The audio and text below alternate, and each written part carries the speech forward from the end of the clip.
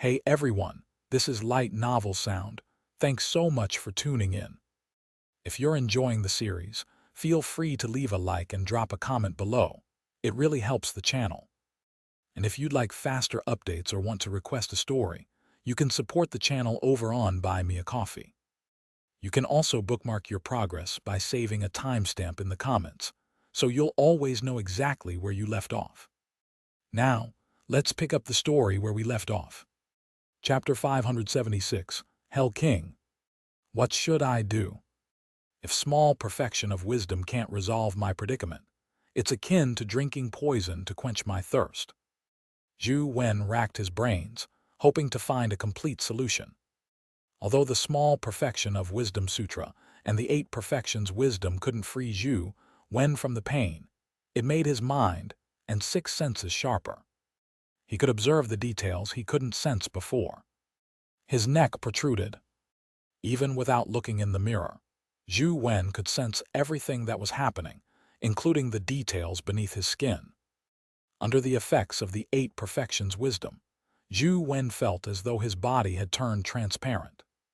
It allowed him to see many physical details through his consciousness, or it could be said that he could sense the minute parts of his body.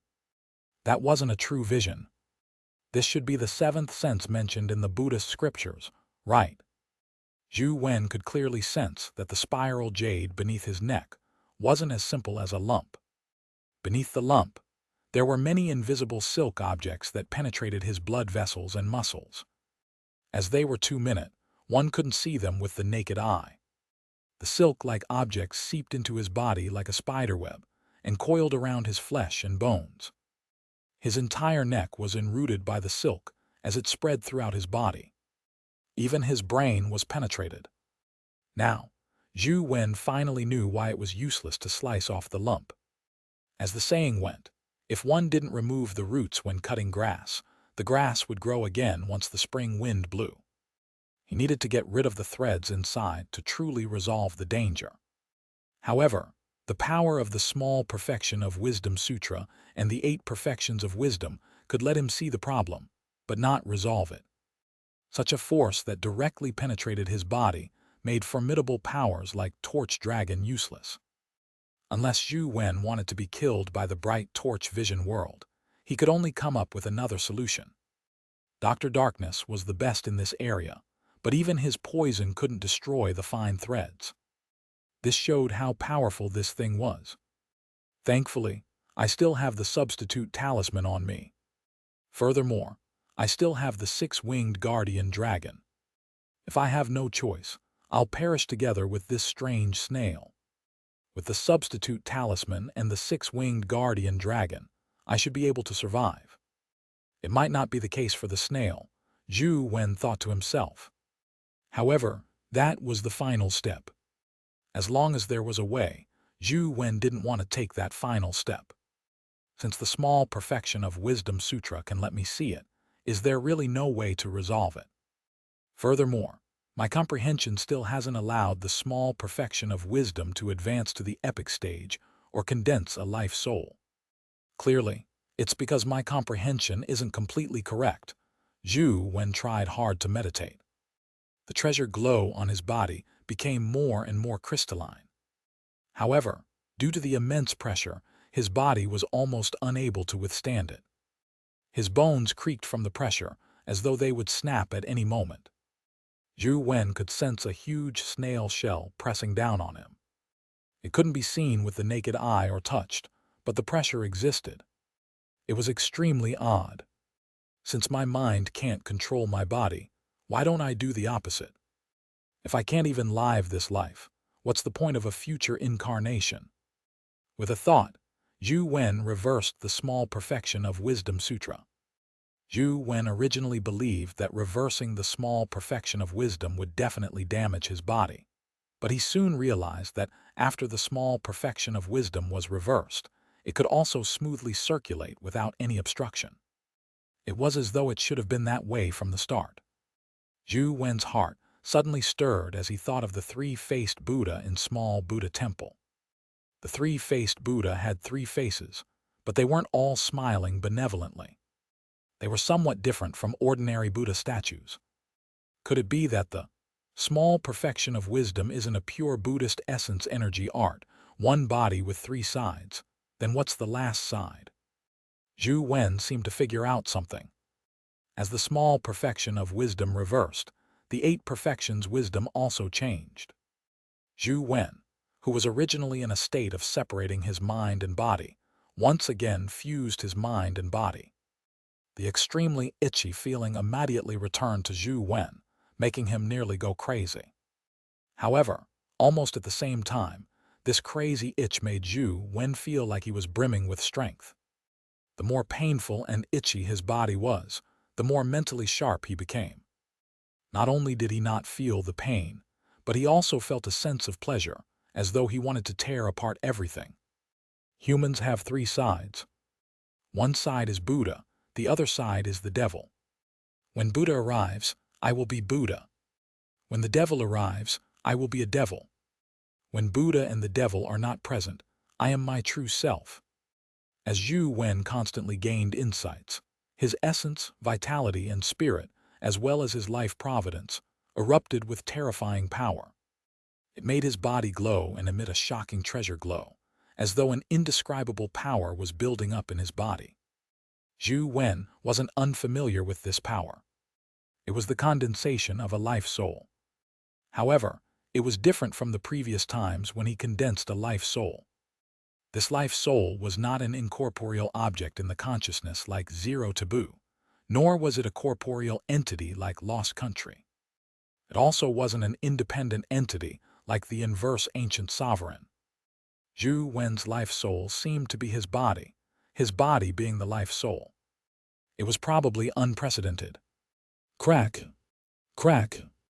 As his life soul condensed, the jade lump on Zhou Wen's neck cracked. Wisps of invisible threads peeled out from his body. It was as though invisible transparent strands of hair had automatically crawled out from his body. However, it wasn't that the silk that had crawled out by itself. It was because of a strange change in Zhou Wen's body that prevented any external object from attaching to him. Therefore, the threads had no choice but to leave his body. The threads separated from Zhou Wen's body and gathered together. Soon, they transformed into a transparent snail with a milky white shell on its back. It was the same snail that Zhou Wen had dug out from the rhinoceros' stomach. Its tiny eyes sized up the glowing Zhou Wen as though it was pondering over something. However, when it looked at Torch Dragon beside it, it ultimately bowed its head and burrowed into the bone sand. It seemed to be invisible, as it disappeared in the blink of an eye. As for Zhou Wen's body, it had already turned crystalline like jade. He looked like a mighty being, as though he was nurturing an immense amount of energy. A vertical eye appeared at his glabella. At the instant the vertical eye opened, it was as though a door to the endless hell had opened. Countless vengeful and ferocious ghosts roared in it. Zhou Wen himself seemed to have become a demon king, as he emitted a terrifying aura of death. Little perfection of wisdom had finally condensed a life soul, but this life soul looked somewhat odd. Zhou Wen dispelled his life soul and returned to his normal state. The bulge on his neck had vanished, and the pressure on him had vanished. At the same time, he came to realize something. Hell King, Zhou Wen muttered to himself as he read out the name of the life soul. Chapter 577, The Thirch's Drug. Zhou Wen had naturally sensed the snail's departure, but he didn't chase after it. The Hell King life soul could only prevent the tiny threads from clinging onto his body, but if the snail unleashed its strength, it could still destroy Zhou Wen's body. The snail's retreat without fighting Zhou Wen wasn't due to the Hell King life soul. Although the Hell King life soul was good at strengthening his body, even Torch Dragon and Six Wings attacks couldn't injure the snail. Zhou Wen didn't believe that the Hell King life soul could really threaten it, so he was still somewhat puzzled when the snail retreated. However, no matter what, he had finally resolved a huge problem. Zhou Wen quickly left the Bone Sand Desert, not daring to stay any longer. He used his phone to look at his information, and realized that the postfix guilt of his constitution had vanished. The life soul that small perfection of wisdom had condensed was also Hell King. It had the effect of strengthening his mind and body, but this wasn't the most important ability. The strongest aspect of the Hell King life soul was turning the body into a life soul. Zhou Wen didn't know what use it had for now, so he could only slowly study it. After returning to the temple, Zhou Wen heaved a sigh of relief when he didn't see the snail appear. I should just game in the future. Zhou Wen wasn't willing to give up. He lay in the tent and launched the game before heading to the Bone Sand Desert to get Torch Dragon and Six Wing to continue digging. However, Zhou Wen was somewhat disappointed. He didn't find the fossilized rhinoceros in game, neither did he find the snail. He only found a few bones. There's no snail in game. Zhou Wen spent 2 days searching the Bone Sand Desert, but he still failed to find the snail or encounter any other danger. As for treasures, he found nothing. The hidden forces Sheng had set up failed to capture King Yun. It was unknown if King Yun had covered his tracks well, or if he had already used some method to escape the ruins. And Sheng didn't have the time to be stationed here. All he could do was send someone to guard the ruins and bring Zhou Wen back to Luoyang. On the way, Zhou Wen used his phone to check the internet. Indeed, just as Sheng had said, the six-winged guardian dragon's ranking had dropped to 5th place. There were already 37 companion beasts on the rankings. There were a few more than what Sheng had said. Should I get Torch Dragon on the rankings as well? Zhou Wen had been pondering over this question. Beep! Beep! A message was sent by the Theurge. I have a gift for you. Accept it with the void flower. Zhou Wen immediately had an ominous feeling when he read the message. Zhou Wen refused to believe that the Theurge would take the initiative to deliver something good to him. I'm driving now. The void flower isn't with me. What gift did you send me? Zhou Wen probed. It's a world-shaking invention that I came up with. You lucked out, the Theurge replied. What shocking invention? Zhou Wen heaved a sigh of relief.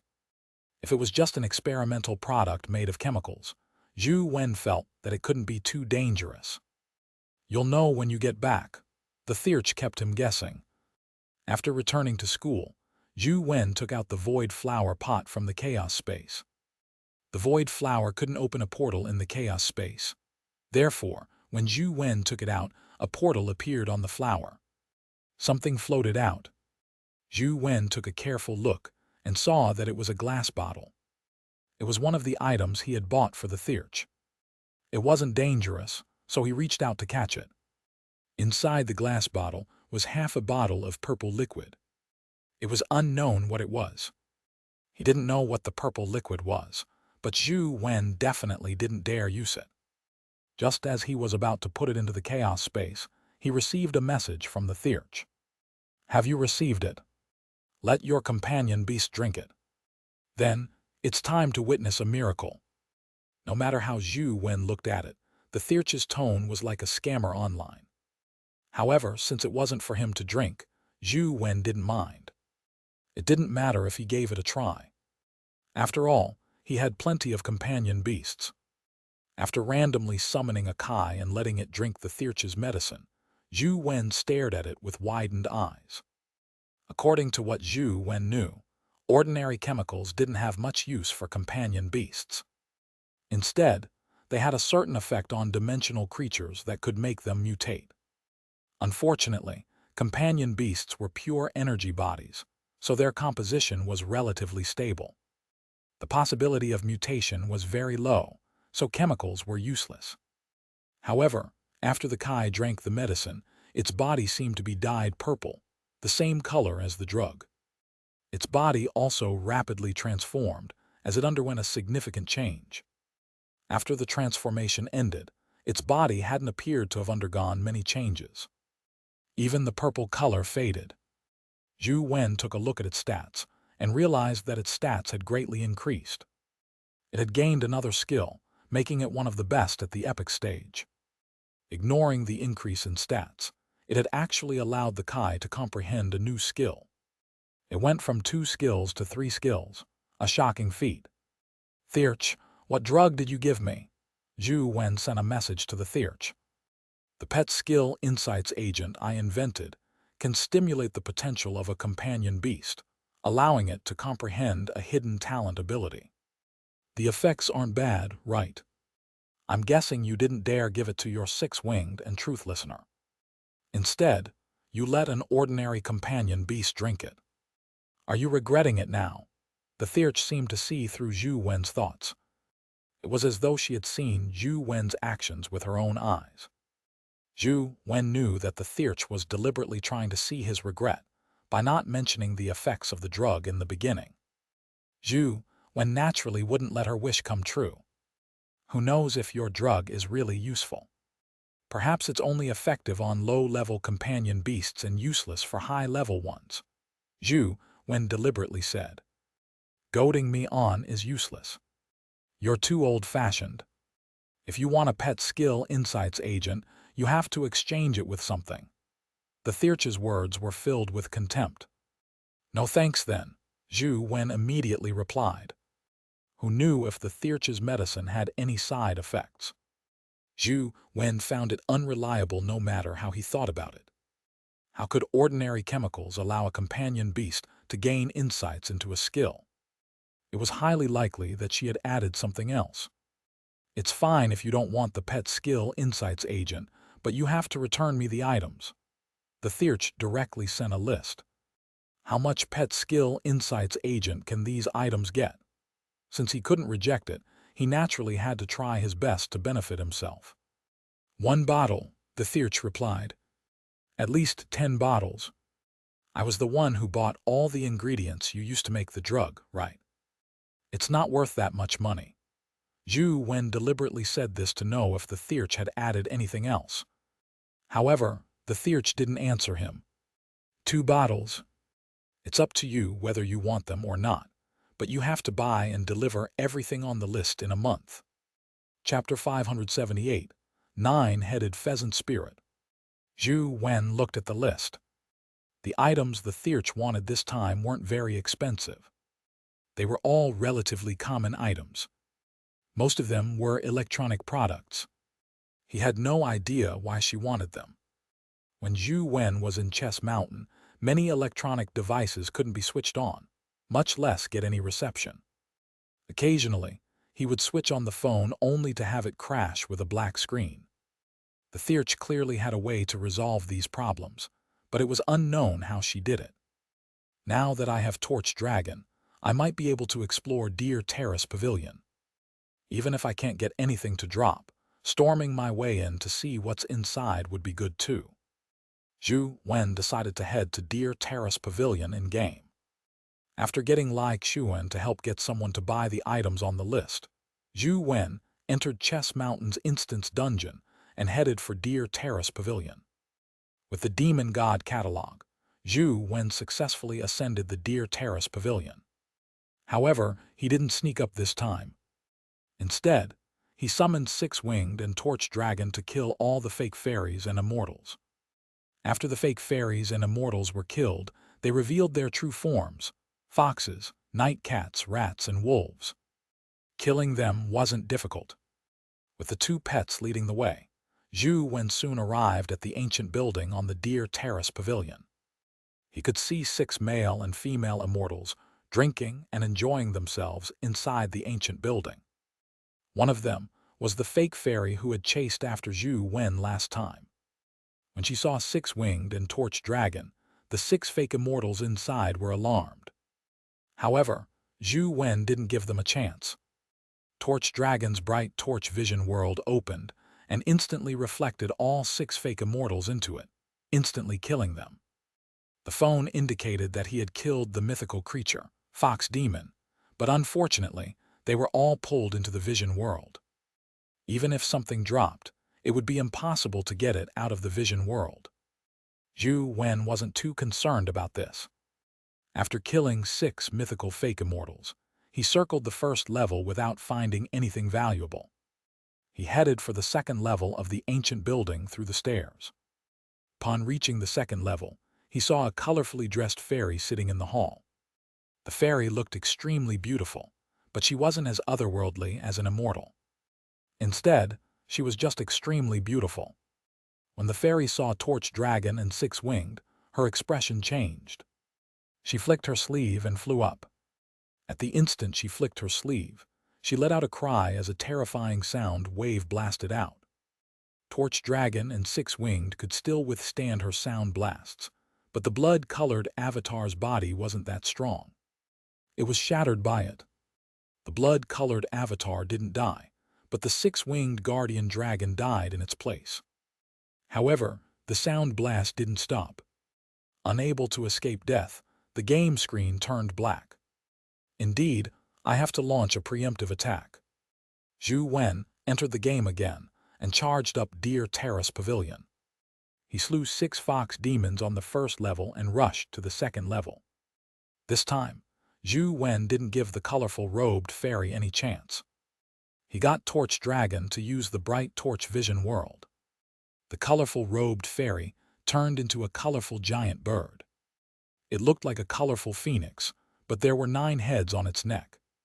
The 9-headed phoenix flapped its wings and flew out as though it had teleported, avoiding Torch Dragon's gaze. Its speed was much faster than Zhou Wen's peak speed. Seeing the giant, 9-colored phoenix-like bird about to cry out again, Zhou Wen ordered Torch Dragon to use World King transformation as he charged down the second level's exit and returned to the first level. Just as Zhou Wen heard a sound wave blast down from the second level, the sound came to a halt as his phone gave a notification. Killed mythical creature, 9-headed pheasant spirit. The notification was very simple, and there weren't any indications of dimensional crystals. It was probably stored in the vision world. Zhou Wen sent the blood-colored avatar back up to the second level, and indeed, he realized that the 9-headed pheasant spirit was gone. Only the weak Torch Dragon was lying on the ground. Clearly, it was draining for it to use the World King transformation. This building has a total of 3 levels. The second level is the 9-headed pheasant spirit. Could the third level be the legendary demon consort? Zhou Wen really wanted to head to the third level to take a look. However, Torch Dragon was too weak. Without Torch Dragon, Zhou Wen couldn't even defeat the 9-headed pheasant spirit, much less the demon consort. Could the Thirch be that demon consort? Zhou Wen guessed inwardly. Instead of continuing upstairs, he logged out of the game. Zhou Wen planned on heading to the top of Deer Terrace Pavilion after Torch Dragon recovered. He first went to other dungeons to grind all sorts of rare dimensional creatures. Just as he was grinding Medusa, his phone suddenly rang. He took a look at the number and saw that it was an unknown number. It continuously rang a few times before Zhou Wen picked up the call. "Junior brother, how have you been recently?" A clear and gentle voice came from the phone. "Xianxia." Zhou Wen nearly jumped up. Ever since they separated at Holy City, Zhou Wen had not heard of Xianxia again. He never expected Xianxia to suddenly call him. "I'll wait for you at the same old place," Xianxia said before hanging up. Zhou Wen knew where Xianxia was referring to. Unable to hold himself back, he went out and headed for Dragon Gate Grotto. When Zhou Wen arrived at the former laboratory in Old Dragon Cave, he saw Xianxia sitting on a stone slab. He was looking at Zhou Wen with a harmless smile. Zhou Wen and company had used the stone slab as a table to eat and play cards. When he saw Xianxia sitting there, he couldn't help but recall the times they had spent here. "Senior," Zhou Wen called out, but he didn't know what to say. Ask him if he was doing well. That was nonsense. How could he be living well while being pursued by the Bureau? Ask him what he had been doing recently. Zhou Wen felt that he shouldn't ask. That would put Xianxia in a difficult position. If Xianxia answered him, he would expose his past whereabouts. If he didn't answer, it would hurt his feelings. However, Xianxia didn't seem to mind. He sized up Zhou Wen and said with a smile, "From the looks of it, you have been doing pretty well recently." Your strength has improved greatly. It seems like you have more than one mythical companion beast. Can you tell? Zhou Wen asked Jiang Yan in surprise. Jiang Yan probably didn't know that he had the six-winged guardian dragon and torch dragon. Yet, he was able to tell that he had more than one mythical pet. If everyone could tell, he wouldn't have any secrets to speak of. Don't worry. There aren't many humans like me who can tell that you have mythical companion beasts. Besides, I can't tell what your mythical companion beasts are, Jiang Yan said with a smile as though he had seen through Zhou Wen's thoughts. Zhou Wen couldn't help but heave a sigh of relief when he heard Jiang Yan say that. I was trying to come up with a solution for a problem I have, but since you already have such strength, help me, Jiang Yan continued.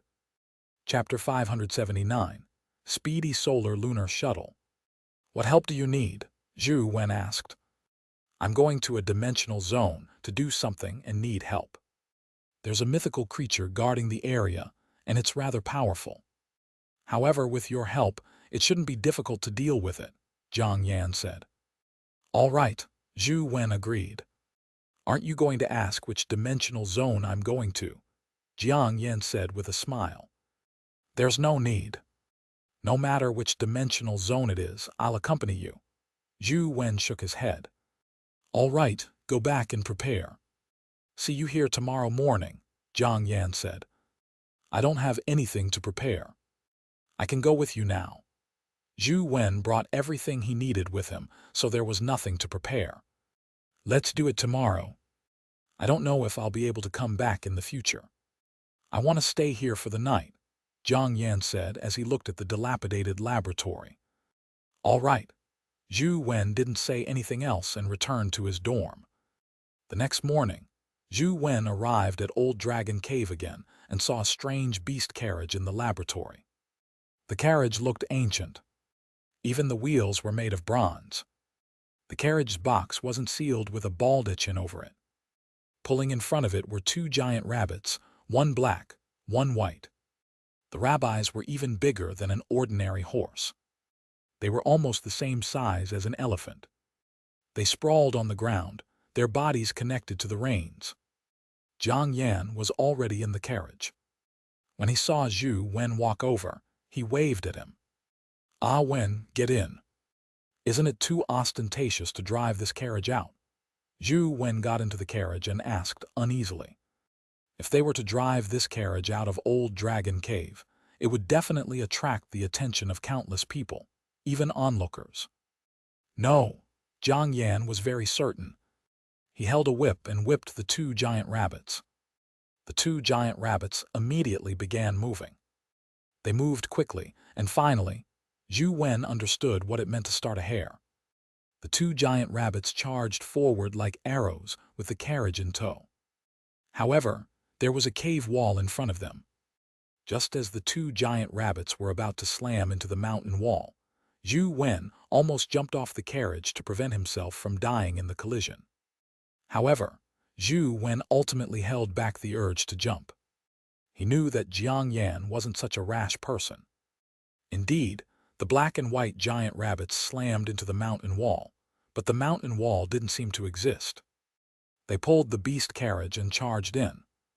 Zhou Wen watched the black and white giant rabbits pulling the beast carriage forward quickly. Streams of light rushed ahead of him and to his side, as though they had entered a space-time tunnel. He couldn't see anything around him at all. There were distorted beams of light everywhere. What carriage is this? Zhou Wen could tell that the beast carriage was extraordinary as he looked at Jiang Yan. Speedy Solar Lunar Shuttle. Jiang Yan continued when he saw that Zhou Wen was still in a daze. The two rabbits pulling the carriage are day, and the other is night. When they are together, they can produce the ability to shuttle through space. Although they aren't strong enough to reverse the flow of time, they can cross space and travel great distances in an instant. It's best to travel with them. Zhou Wen was alarmed when he heard that. The two rabbits were definitely at the mythical stage. Otherwise, it would be impossible for them to have such powers.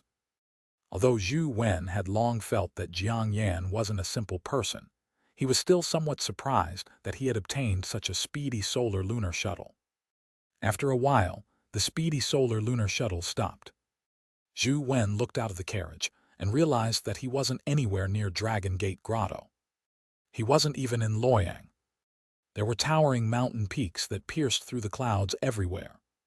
There were no signs of humans. There were primitive forests everywhere, and the air was so clean and fresh that it felt sweet.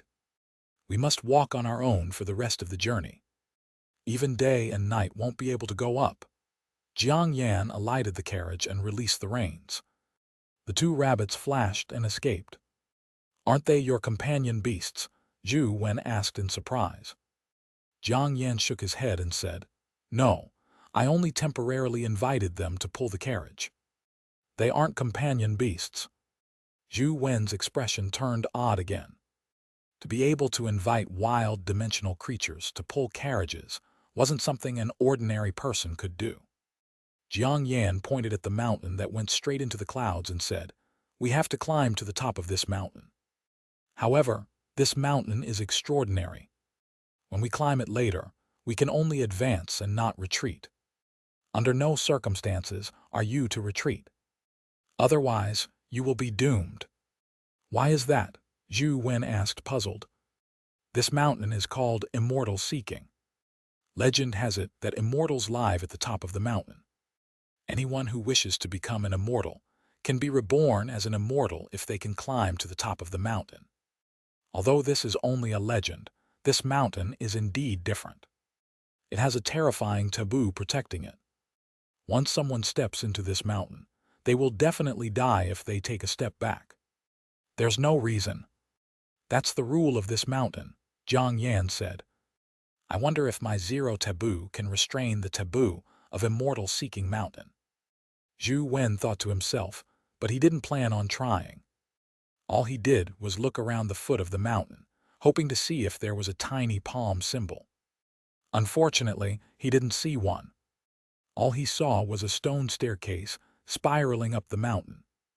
It was like a heavenly staircase that pierced through the clouds, with no end in sight.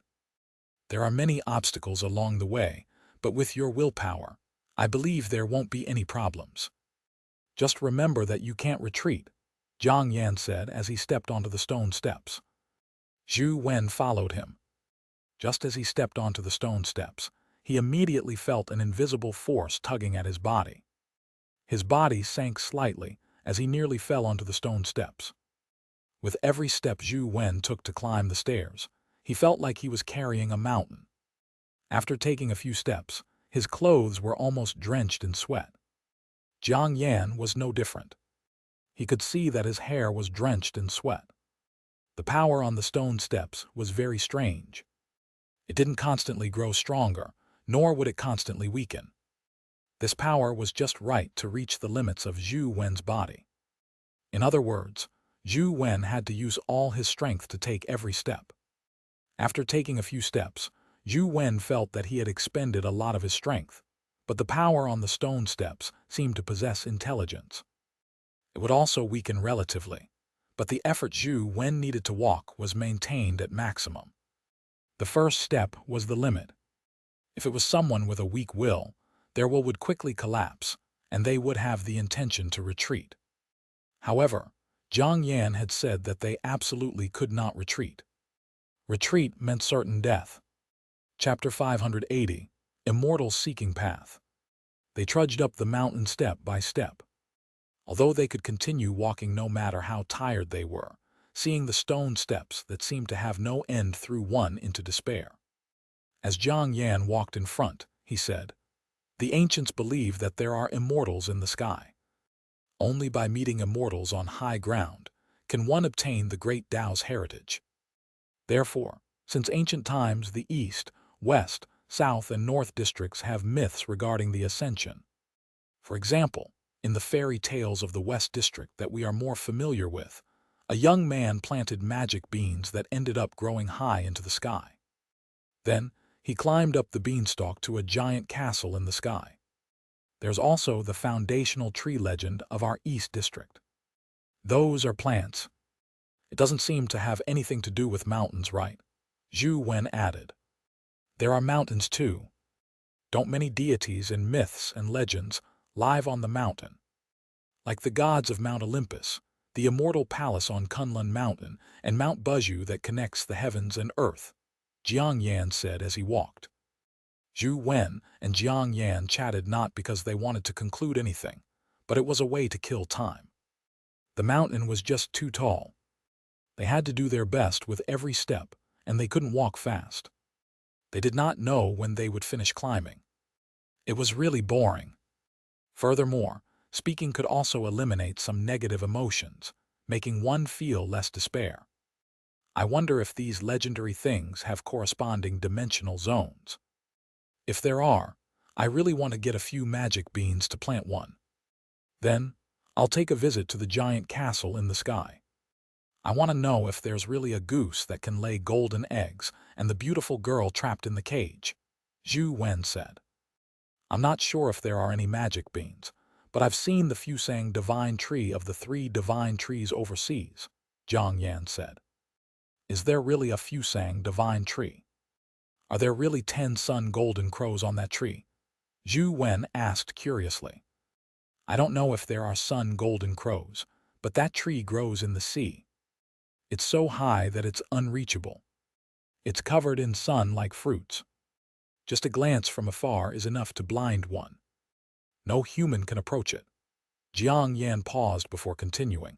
It said that in ancient times, Hui shot down 9 suns while standing on the Fusang divine tree. If the legend is true, Hui would definitely be the strongest among humans today. If Hui really exists, doesn't that mean that the mighty figures in myths like Zhurong, Gonggong, and Kuafu exist as well? If we can also draw a bow and shoot down the sun in the future, drinking a river dry with a mouthful, and destroying a mountain with a single strike, that would be amazing. Zhou Wen was somewhat excited when he thought of the scene. Why wait? If your mythical pet is an offensive type, it shouldn't be a problem to slice off a small mountain, Jiang Yan said with a smile. It's possible, but it's just a tiny mountain. Even if it's sliced off, it would be meaningless. At the very least, it should be able to split 5 famous peaks into 2 or slice off the entire Mount Everest, Zhou Wen said. It's probably impossible for an ordinary mythical stage to reach that level, Zhang Yan said. As the 2 of them climbed up the mountain, they chatted, their stamina draining in the meantime. They panted heavily every few steps. Their clothes were drenched, as though they had just been scooped out of the water. What are you going to the mountaintop for? Don't tell me you want to become an immortal, Zhou Wen joked. I really want to seek immortality, Zhang Yan said seriously. Zhou Wen was slightly taken aback as he asked in disbelief, seek immortality? Aren't the so-called immortals dimensional creatures? Not entirely. On this mountain peak, there's a cocoon. The creature inside the cocoon can be said to be a dimensional creature, but it's not completely one, Zhang Yan said. Guardian, Zhou Wen exclaimed. I'm surprised you know about guardians. That makes it easy to explain things. That's right. Although there aren't any immortals on this mountaintop, there's a guardian. My goal is that guardian, but there's a terrifying mythical creature guarding it. I'm not its match alone, so I have to find helpers. Jiang Yan didn't seem surprised that Zhou Wen knew about guardians. Why are you looking for a guardian? Kill it. Or is there another way to use it for yourself? Zhou Wen was somewhat worried. Could Jiang Yan also know of the spirit casting skill? If he knew it as well, would he be following Wang Minjuan's path in his search of a guardian? This wasn't impossible. Before Wang Minjuan tore out of the realm, he had given his research information and experience to Jiang Yan. Perhaps the spirit casting skill was included. I'm afraid we won't be able to kill the guardian with our current strength. However, I've studied the information left behind by teacher. As long as the method is right, we can obtain the guardian's loyalty. Since you know about guardians, you should have read the information, right? Jiang Yan said. I haven't seen information about it, but I've seen a living guardian before. Zhou Wen recounted John and the 6-winged Seraphim to Jiang Yan. Senior brother, You have to be careful. Those guardians are probably unreliable, Zhou Wen said. Zhang Yan smiled again and said, "What's absolutely reliable in this world? It's just like how there are plenty of people who are betrayed by their business partners. There are also quite a number of people who have conflicts. Don't tell me that one can't earn money by not doing business. Everyone is just acting in their self-interests. Even blood relatives like parents and brothers can turn against each other and become enemies. Don't treat the guardian as personal property and treat them as a partner. That way, it won't be so difficult to accept certain developments." Zhou Wen was slightly taken aback. Zhang Yan's words weren't without reason, but Zhou Wen didn't plan on choosing that path because he had too many secrets he couldn't let others know. Zhang Yan continued, "Since this is a path to break past the epic stage, be it right or wrong, someone has to pass it before we know. I'll try it first." The two of them chatted as they walked and exchanged some information regarding guardians. According to Zhang Yan, there was indeed an azure silk cocoon on the mountaintop. The guardian inside might be more compatible with his cultivation attributes, and he might have a chance of contracting the guardian inside. However, according to the information left behind by Wang Minjuan, the most basic condition to form a contract with a guardian was to defeat the mythical creature guarding the cocoon. Otherwise, there was no way to approach the cocoon, much less form a contract. The mythical creature guarding the azure silk cocoon on the mountaintop was a white guardian beast that resembled a horse or a sheep. It had 2 horns and vertical eyes. It could speak the human language. Every word it said could become reality. Previously, when Zhang Yan went up alone, the guardian beast only glanced at him and said, "Scram." Zhang Yan rolled down from the mountain peak, unable to control his body. He nearly died. Zhang Yan had done a lot of research and guessed that the guardian beast was the legendary Bai Zi. Chapter 581, Immortal Opportunity Stone. It's impossible for us to kill it with our present strength, but I have a way to stall it. Zhang Yan shared his thoughts. Zhang Yan had an epic companion, beast known as Soundless Snake. It could block sounds from spreading within a small region. As long as they couldn't hear Bai Zi's voice, the power in its voice wouldn't be effective. Then, Zhang Yan prepared a mythical dark domain heavenly king. It was a mythical companion beast from overseas. It had the ability to transform a certain area into a region of darkness, and could restrain all kinds of vision-type abilities. As long as Bai Zi was in the darkness, its eyes' abilities would not be effective either. Without the ability to speak and see, Bai Zi's strength would greatly decrease. It wouldn't even be able to see what Zhang Yan was doing. At that moment, as long as Zhou Wen could hold back Bai Zi and attract its attention, Zhang Yan could take the opportunity to contract the guardian in the cocoon. "Is it impossible to use all vision-type skills in the darkness?" Zhou Wen asked. "Probably so. I haven't discovered any vision-type abilities that can be used in the region of darkness," Zhang Yan said. "I wonder if Torch Dragon's bright torch vision world can be used in the region of darkness." Zhou Wen thought. Their stamina consumption was immense, exhausting the duo. They stopped talking and walked forward without a word. Zhou Wen gave it a try and switched his life soul to 0 taboo. He realized that the strange force acting on him immediately vanished without a trace, making him feel much more relaxed. He couldn't help but be overjoyed. Soon, Zhou Wen saw the 0 taboo crystal emit a terrifying glow, as though it wouldn't last long before it burned to ashes. He knew that the taboo here was no trifling matter. He hurriedly deactivated 0 taboo. The strange force exerted on Zhou Wen again, tormenting him with every step he took. Although 0 taboo is useful, it's only in its primordial body form. It can only last for a very short period of time. If I can advance to a perfect body, I might really be able to use 0 taboo. It might even be able to restrain all kinds of taboos in the world, Zhou Wen thought to himself as he wondered how he could raise 0 taboo to a perfect body. Currently, among Zhou Wen's life soul, Only the inverse ancient sovereign was an evolved body. The rest were still in their primordial body forms, so it was imperative to raise their levels. The zero taboo is used to restrain the taboos of various mysterious lands. Doesn't that mean that, as long as I have some understanding of those mysterious taboos, I can raise zero taboo?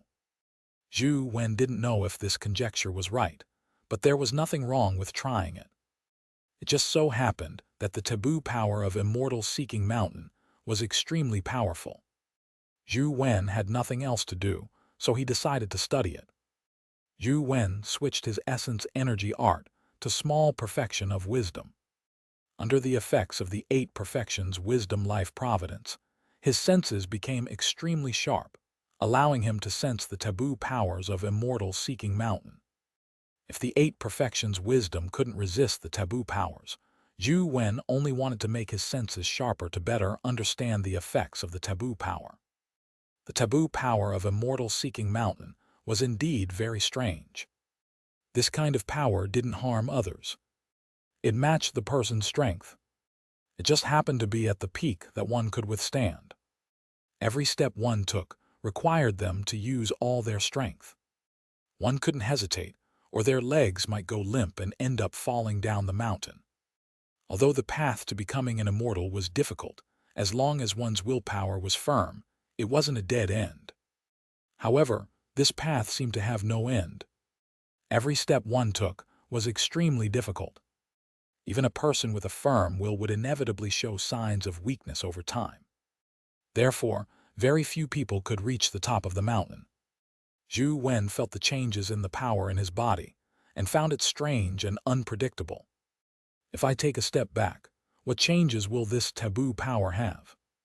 Just as this thought surfaced in Zhou Wen's mind, he immediately nipped it in the bud.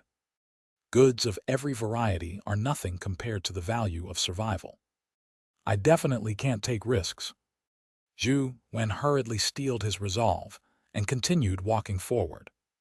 When the sun was about to set, the two of them had only managed to climb around 1,000 meters. When they looked up, they still couldn't see the end to the path.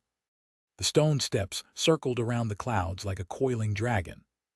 Just one look made them feel a little dizzy.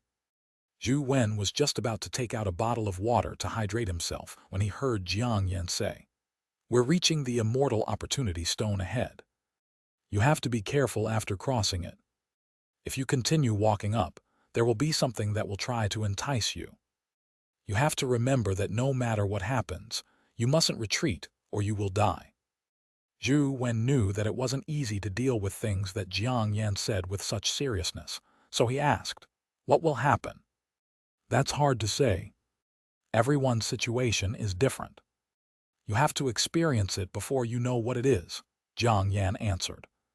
Zhou Wen looked up and indeed, he saw a small platform beside the mountain path. On it was a huge boulder with the words, "Immortal Opportunity." However, there was nothing special about the stone. It was exactly the same as the ordinary mountain rocks on Immortal Seeking Mountain. It just had 2 additional words engraved on it. Soon, the two of them walked past the Immortal Opportunity Stone and took a few more steps. Zhou Wen didn't sense anything different from before. Just as Zhou Wen was about to say something, he saw Xianxia suddenly turn and strike at his head. His expression was ferocious as he said coldly, "You've been fooled. Die." The mountain path was narrow to begin with. It only allowed one person to walk along. Xianxia's palm emitted a resplendent divine light, as though a sun had smashed down. Zhou Wen had nowhere to hide. Apart from retreating, he could only take the brunt of Xianxia's palm. Zhou Wen's expression didn't change as he continued moving up the stairs. At the same time, he used his arms to shield himself from Xianxia's palm. Zhou Wen still remembered that Xianxia had warned him not to retreat no matter what happened. Furthermore, he believed that Xianxia wasn't such a person. With Xianxia's character, even if he really wanted to harm him, he would have clearly explained why he was doing so. It was impossible for him to sneak an attack like this. Therefore, Zhou Wen continued walking forward without any intention of counterattacking. If it was just an illusion, any counterattack would strike the defenseless Jiang Yan. Indeed, Jiang Yan's palm passed through his arm before Jiang Yan's body dissipated. Zhou Wen looked up and saw Jiang Yan walking in front of him. He had never turned his head. If Zhou Wen hadn't thought things through and allowed his body to automatically counterattack, Jiang Yan would probably have died from his strike. What crappy, immortal opportunity is this? It's basically luring the demon in one's heart, Zhou Wen thought. Chapter 582, Different Methods of Death. Jiang Yan walked in front while Zhou Wen followed behind. He moved up step by step. After passing the immortal opportunity stone, it was another long and arduous journey. The two of them drank and ate a little occasionally, almost without stopping. Even so, they took 4 days to reach the mountainside. In just 4 days, the two of them had lost quite a bit of weight.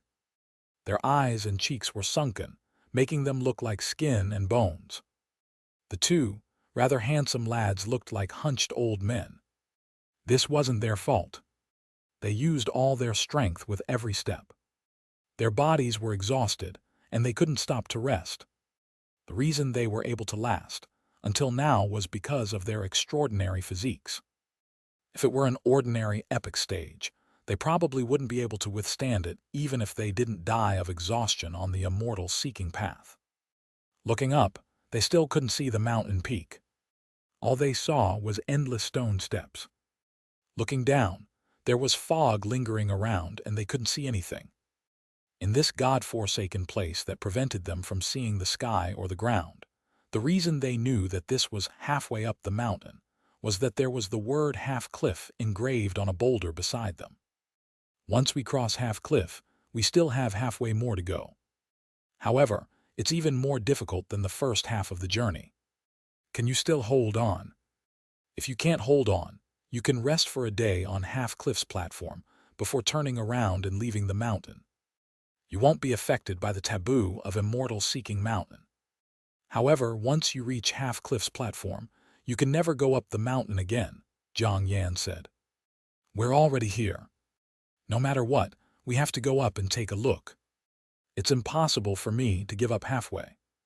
I can still persist. Let's continue, Zhou Wen said. After half-cliff, if you continue walking forward, you will see things. When the time comes, no matter what you see, don't speak or make a sound. Just close your mouth and walk forward, or something bad will happen, Jiang Yan added. No speaking. Got it. Zhou Wen nodded slightly, but he was somewhat puzzled. The taboos on Immortal Seeking Mountain weren't written anywhere. If Jiang Yan knew about these taboos, someone must have tried them. Otherwise, if it was really as Jiang Yan had said, he would have died if he took a step back. Zhou Wen refused to believe that Jiang Yan wouldn't retreat without knowing about the taboo. However, Zhou Wen didn't dig into it since Jiang Yan didn't say anything more. He continued walking behind Jiang Yan. The stone steps on the first half of the mountain were very narrow, but after half-cliff, the stone steps became much wider. It was more than enough for 2 to 3 people to walk side by side. But now, the two of them couldn't speak. If they were to walk side by side, it would be even worse if they accidentally spoke. Therefore, they continued walking one after another without saying a word, like two mutes. Every step Zhou Wen took made him feel like his legs were trembling. No matter how powerful his essence energy arts and essence energy skills were, they were useless in this God-forsaken place. Using external forces to strengthen his body would also increase the strange power. It would still push his body to its limits. As he walked, Zhou Wen's gaze accidentally swept across the stone steps in front of him. His pupils constricted as he nearly shouted. If Jiang Yan hadn't warned him beforehand, he would definitely have shouted.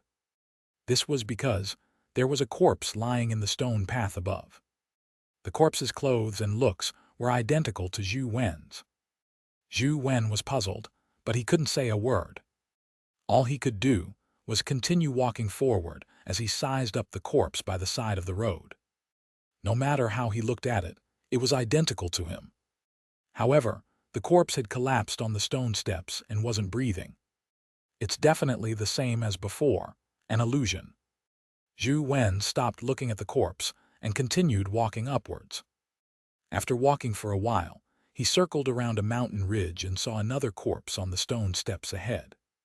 This time, he saw it even more clearly. It was Zhou Wen's corpse. What Zhou Wen couldn't tolerate was that it looked like his corpse, but without any clothes covering it. Its limbs were spread wide open, as it was nailed to the mountain wall by metal nails. It looked like it had died a tragic death. Everything is an illusion. Everything is fake. I'll endure it. Zhou Wen secretly calmed himself down. Although he knew that it was only an illusion, it still infuriated him. The crux of the matter was that the person resembled him too much. Even the marks and scars on his body were identical.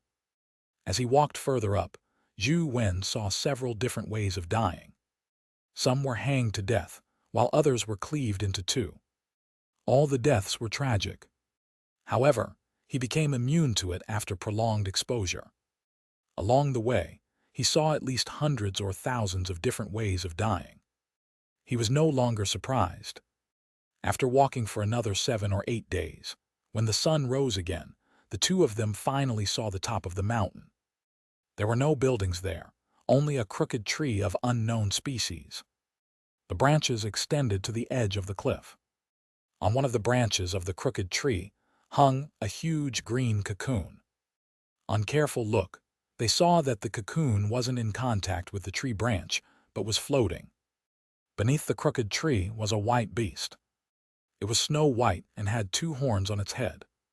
There was a vertical eye on its forehead, but the vertical eye was closed.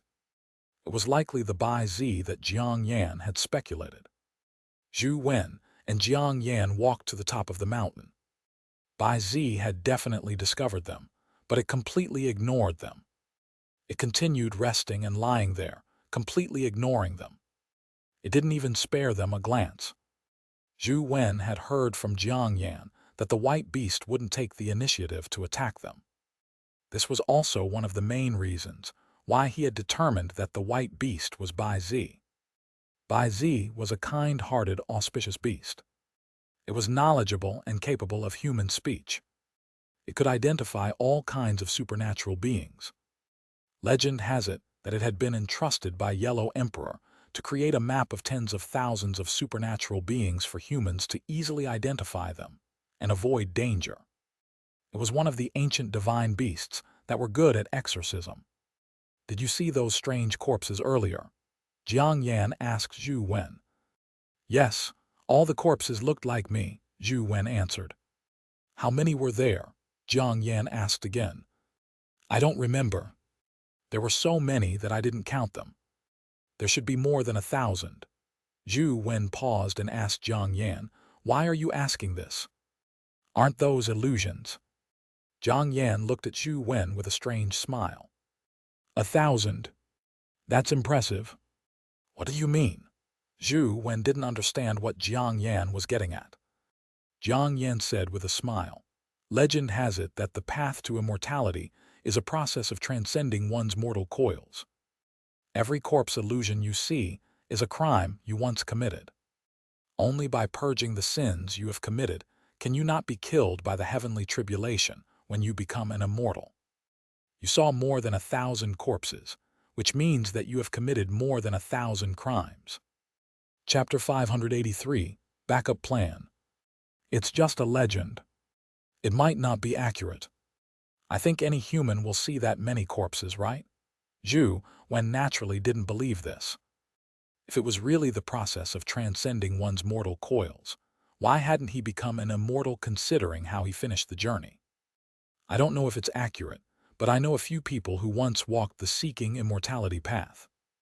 One of them only saw 3 corpses, with the most being 100 corpses, Xianxia said. "Then how many corpses did you see?" Zhou Wen asked Xianxia. Xianxia glanced at the path they came from and said indifferently, "I don't know. I didn't count." The mountain wall along the way was filled with corpses. "It's like a mountain of corpses." All I saw were corpses, without a single part of the mountain exposed. Then it's even more unlikely to be right. How many people can a student like us kill? How can there be so much sin? Zhou Wen looked at Xianxia. He actually didn't believe that Xianxia could see so many corpses. Follow the plan. Xianxia didn't say anything else as he walked towards the crooked tree on the mountaintop.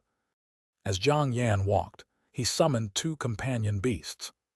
The first was a black python with a mouth the size of a bowl. It was more than 10 meters long, and its entire body was pitch black. Strangely, the snake didn't have eyes. It kept flicking its tongue. The other companion beast was also black, but it was dressed as a warrior in black armor. It wore a black mask and had 2 sabers on its back. The scabbard and handle were also black. It was probably the Dark Domain Heavenly King. Zhou Wen didn't dare be negligent. He summoned 6-winged and golden battle god Halberd, while Torch Dragon appeared in the form of an eye mirror. Unless it was absolutely necessary, Zhou Wen didn't plan on using Bright Torch Vision World. Firstly, Bai Zi's reputation was too terrifying. Zhou Wen wasn't sure if the Bright Torch Vision World was effective against it. If it didn't work and ended up provoking it, he would ultimately be the one suffering. Secondly, Bai Zi didn't take the initiative to attack others. Previously, when Zhang Yan approached the range of the crooked tree, it had only said scram, causing Zhang Yan to roll down the mountain without killing him. Only then did Bai Zi look up to glance at him. This glance left Zhou Wen alarmed. It didn't look at 6-winged or the golden battle god Halberd, but straight into Zhou Wen's eyes. Could it have already discovered Torch Dragon? Zhou Wen was alarmed. Seeing that Zhou Wen was already prepared, Jiang Yan immediately ordered the Soundless Snake and the Dark Domain Heavenly King to use their powers. The Soundless Snake opened its mouth. There were no venomous fangs inside, but visible ripples spread out from the mountaintop. Almost at the same time, the Dark Domain Heavenly King pulled out the 2 sabers on his back and crossed them. A black light instantly devoured the entire mountain peak, like a black hole. Zhou Wen immediately felt his vision turn pitch black. With the augmentation of 8 perfections wisdom and the Hell King life soul, his vision remained pitch black. He couldn't see or hear anything. Unfortunately, Truth Listener is still evolving. I wonder if Truth Listener's ability can break through the Soundless Snake's soundless barrier. As Zhou Wen thought about it, he suddenly felt his eyes light up again. He could see and hear. However, he could see that the entire mountain was enveloped in black. Furthermore, the sound waves produced spread out like water ripples. Let's begin. Use your companion beast to attract Bai Zi's attention. Don't really fight it. Just attract its attention. It's best if it can't see or hear, Zhang Yan said as he dived towards the crooked tree. Zhou Wen ordered 6-winged and golden battle god Halberd to surround Bai Zi using a pincer movement. At the same time, he made some noise to attract its attention. Bai Zi continued lying on a huge rock under the tree, motionless. 6-winged and golden battle god Halberd lunged from the left and right. One stomped on the ground with its huge feet, leaving huge footprints on the rocks, while the tip of the golden battle god Halberd slashed across the ground, leaving a deep mark. Wherever the halberd tip touched the rocks, sparks flew everywhere. However, due to the soundless barrier, their actions failed to produce any sound. Only Zhou Wen and Jiang Yan could hear thanks to the Soundless Snake's special treatment. Bai Zi still didn't react and continued lying there, but Zhou Wen and Jiang Yan felt that something was amiss. If Bai Zi really couldn't see or hear anything, then it shouldn't be so calm, right? Indeed, when the 6-winged and golden battle god Halberd approached the crooked tree, Bai Zi suddenly opened its mouth and spat out a word. Freeze! Then, 6-winged and golden battle god Halberd froze. They stopped there, as though someone had pressed a pause button in a movie. As for the Soundless Snake's soundless barrier, it was instantly torn apart by a force and shattered. As though it had suffered a heavy blow, the soundless snake collapsed to the ground. Zhou Wen's face darkened. The soundless barrier was completely useless, as it was destroyed by Bai Zi. What was even more depressing was that the six-winged and golden battle god halberd were frozen there. No matter how Zhou Wen commanded them, they remained motionless. Six Wing's eyes could still move, but its expression remained ferocious with its agape mouth, and its body couldn't move. The golden divine light at the tip of the golden battle god halberd kept flickering, but the halberd was also unable to move. Even worse, Zhou Wen and Xianxia were also frozen. The dark domain, Heavenly King, couldn't move either. Although his dark domain remained effective, no one could move. What was the use of the dark domain? Sorry, I underestimated Bai Zi's strength. I originally thought that the soundless barrier would last for a while.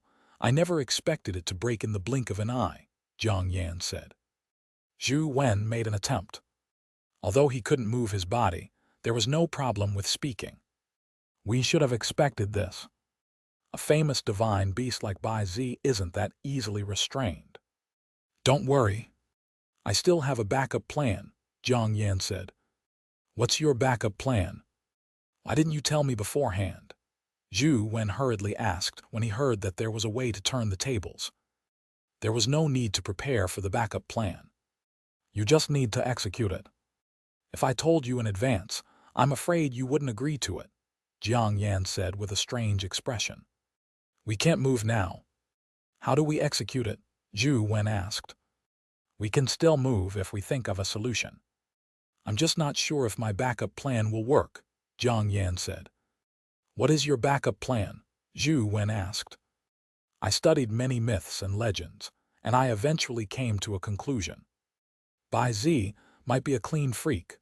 Xianxia's expression turned odder. So what if it's a clean freak? Zhou Wen was momentarily at a loss as to what Xianxia was up to. Chapter 584, Bacteria. Usually, a clean freak wouldn't be willing to touch something dirty, Xianxia explained. Zhou Wen was enlightened. You mean to say that you want us to dirty our bodies? Then, Bai Zi won't be willing to touch us. You should have said so earlier. This isn't anything difficult. It would have been better for me to make preparations earlier, though. I'd have got some pot-bottom soot before coming. That's not the case. No matter how dirty our bodies are, it doesn't matter to Bai Zi. This is because it doesn't need to touch us at all. It only needs one word to finish us. If we're dirty, it might attract its annoyance. It could chase us off the mountain, but after seeing how dirty we are, it might just throw us down the cliff to our deaths, Xianxia said as he shook his head. Then what do you mean? Zhou Wen really couldn't figure out what Xianxia meant.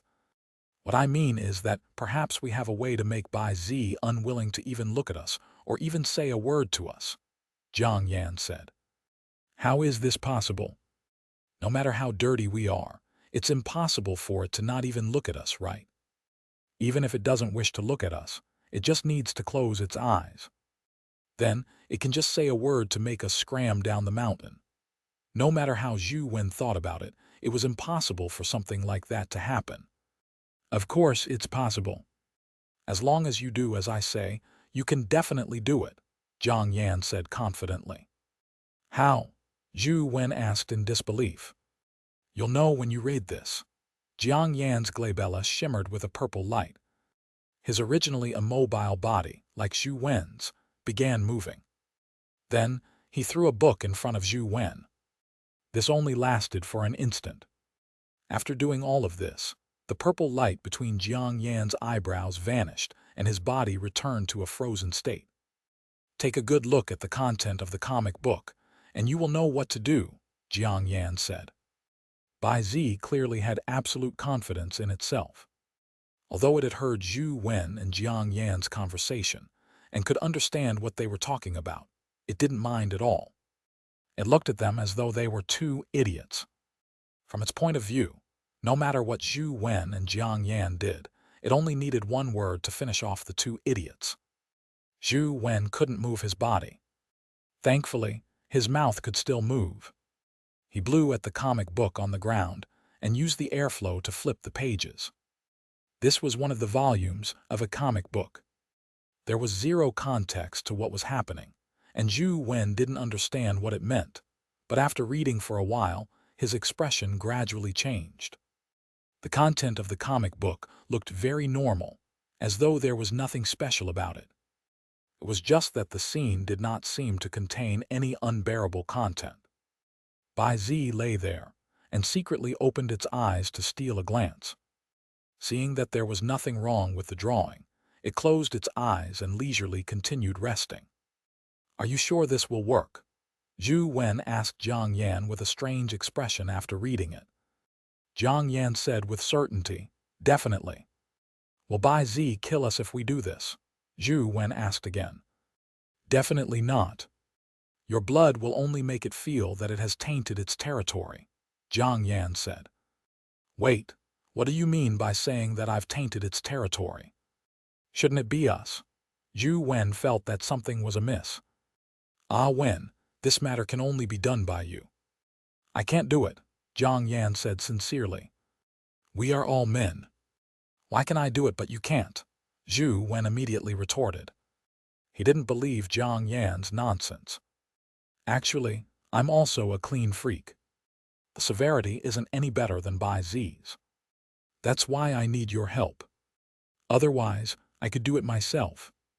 I wouldn't have to bring you here," Jiang Yan continued sincerely. "It's also because I'm a clean freak that I know this method will definitely succeed." "I don't believe you. If you want to do it, we do it together." "No way, I'm doing it myself," Zhou Wen said through gritted teeth. "Sorry, Ah Wen. I'll make it up to you in the future." As Jiang Yan spoke, the purple light on his glabella lit up again, allowing him to temporarily escape Bai Zi's control. In the next second, Jiang Yan flicked his hand and shot out a piece of paper. It landed right above Zhou Wen's head. After doing this, the purple light between Jiang Yan's eyebrows dimmed again, and he became immobile. "What are you doing? What's that on my head?" Zhou Wen looked up diagonally, but he couldn't see anything above his head. "This is an epic companion beast named Headpaper Figurine.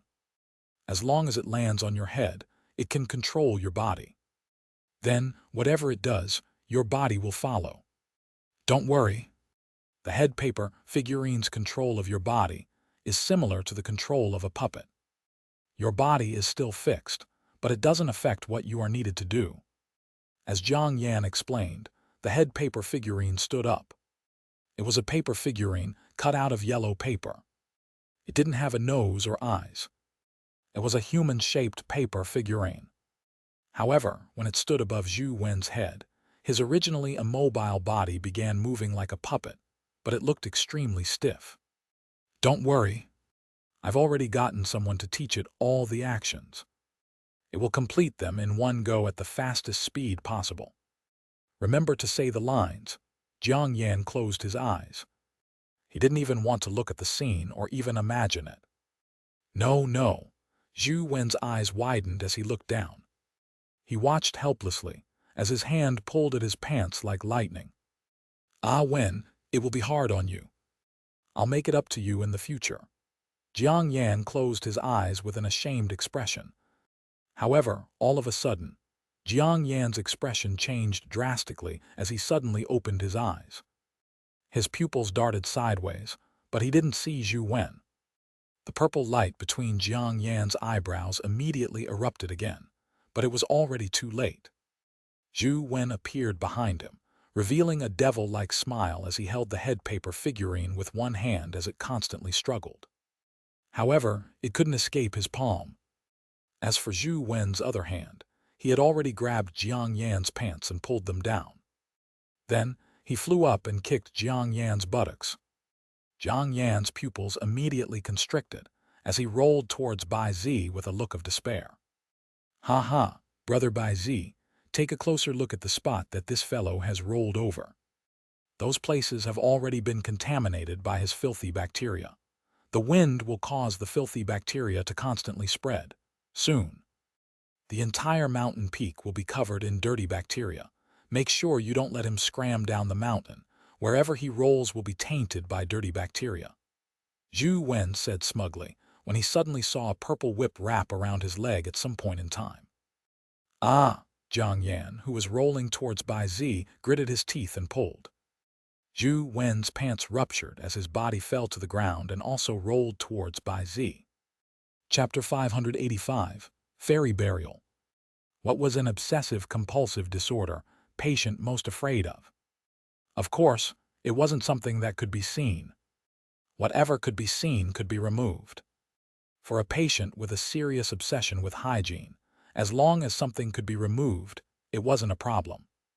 They could spend a lot of time getting rid of it. What they really couldn't tolerate was the psychological hint. Just like a clean freak who washed his hands after peeing. Turning on the faucet with his hand, he would feel that it was stained with bacteria from the balls. After washing his hands would be clean, but if he switched it off, he would be touching the ball's bacteria on the faucet. Such repeated actions made it impossible to feel completely clean. Unless it was a faucet that had automatic detection. A patient with a severe obsession with cleanliness could struggle in front of the sink for a long time. Now, two sources of the ball's dirty bacteria were rapidly rolling on the mountaintop. They tainted wherever they rolled with ball's dirty bacteria. If Bai Zi said, "Scram now," the two huge sources of infection would continue rolling down the mountain, infecting the entire mountain. If Zhou Wen hadn't said the sentence, Bai Zi probably wouldn't have thought too much into it. However, after Zhou Wen's psychological cue, Bai Zi felt that no solution was appropriate to deal with the two dirty fellows. He wanted to fix the two of them in place, but for some reason, it was useless against them. Kill them? Bai Zi only felt that it would contaminate the entire mountain peak. Furthermore, it wasn't a creature that could easily kill. Now, Bai Zi didn't even want to look at the two dirty sources of infection. It was as if it would be infected by the ball's dirty bacteria if it looked at them. Retreat. Slowly retreat. An existence as powerful as Bai Zi was actually retreating. We're about to succeed. Zhou Wen was delighted when he saw that he and Jiang Yan were about to roll to the side of the crooked tree. Although this move was rather despicable and shameless, it was good as long as it could achieve its goal.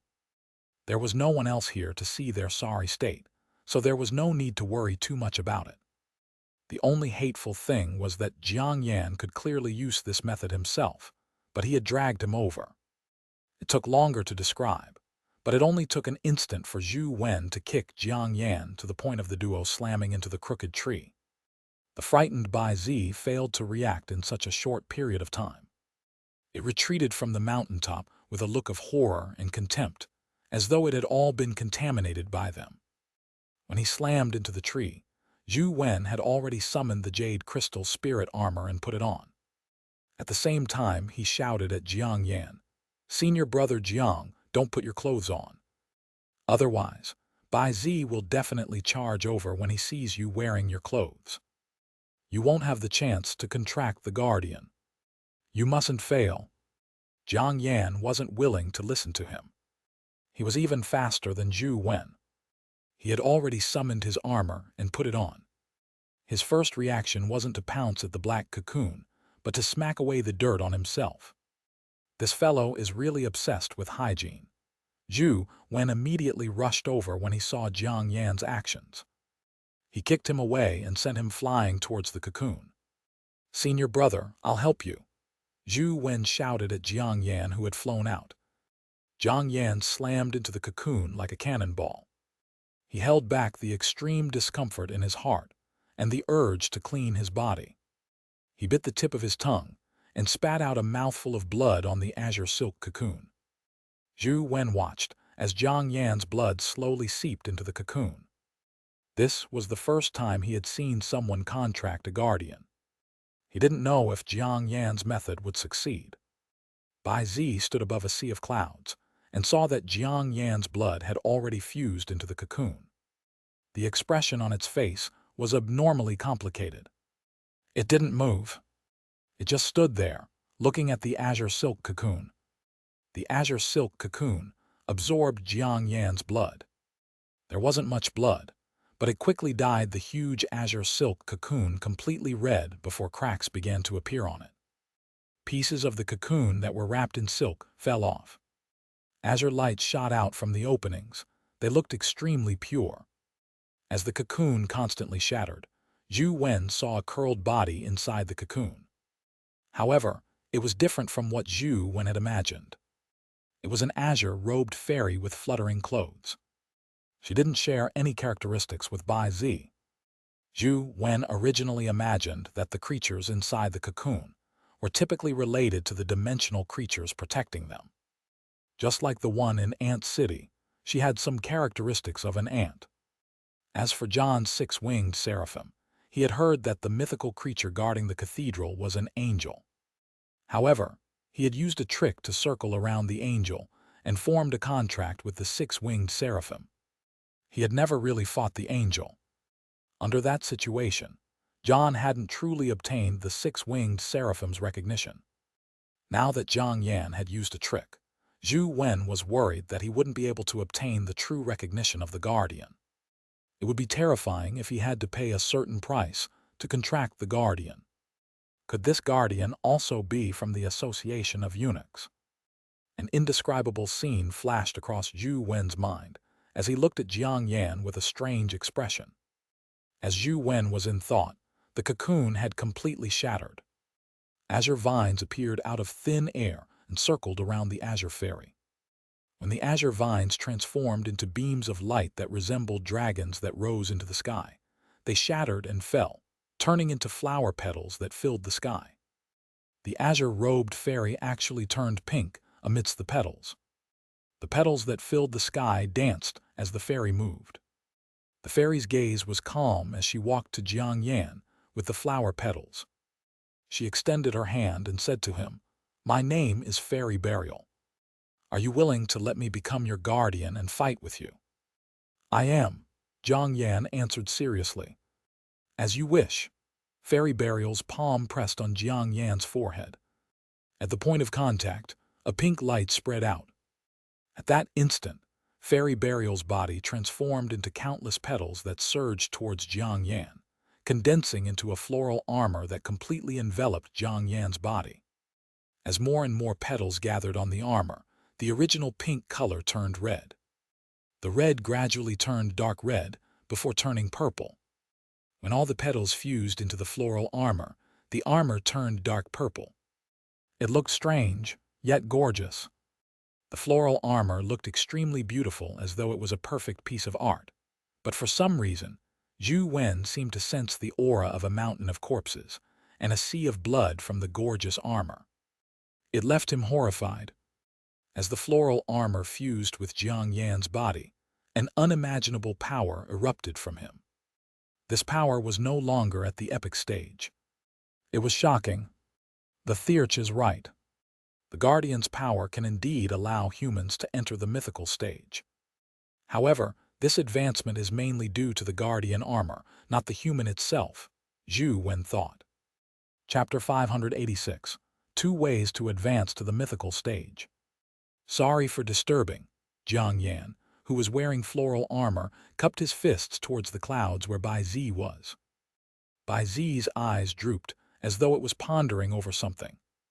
A moment later, it glanced at Jiang Yan and Zhou Wen, before turning around and disappearing in the blink of an eye. "Senior brother, congratulations on obtaining the Guardian as you wished." Zhou Wen hurriedly went forward to congratulate him. "Do you think I'll forgive you just like that?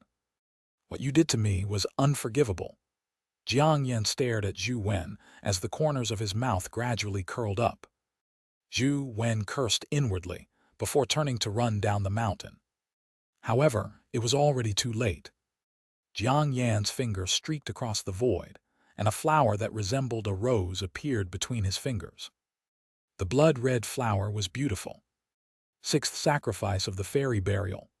With Jiang Yan's voice, the flower flew out and instantly vanished. When the flower appeared again, it was already stuck in Zhou Wen's hair. It stood straight as though it was a lone flower growing above a grave. Zhou Wen immediately found himself immobilized as though he was a dead person. Not only was his body unable to move, but even his heart and breathing came to a stop. He collapsed flat on the ground. Although his bodily functions had completely stopped, he was still conscious and could sense everything around him. Zhang Yan's fingers moved slightly as the flower in Zhou Wen's hair tilted slightly. Zhou Wen opened his eyes and could move his mouth, but his body remained motionless. "Senior brother, stop fooling around," Zhou Wen said. "How can you call this fooling around?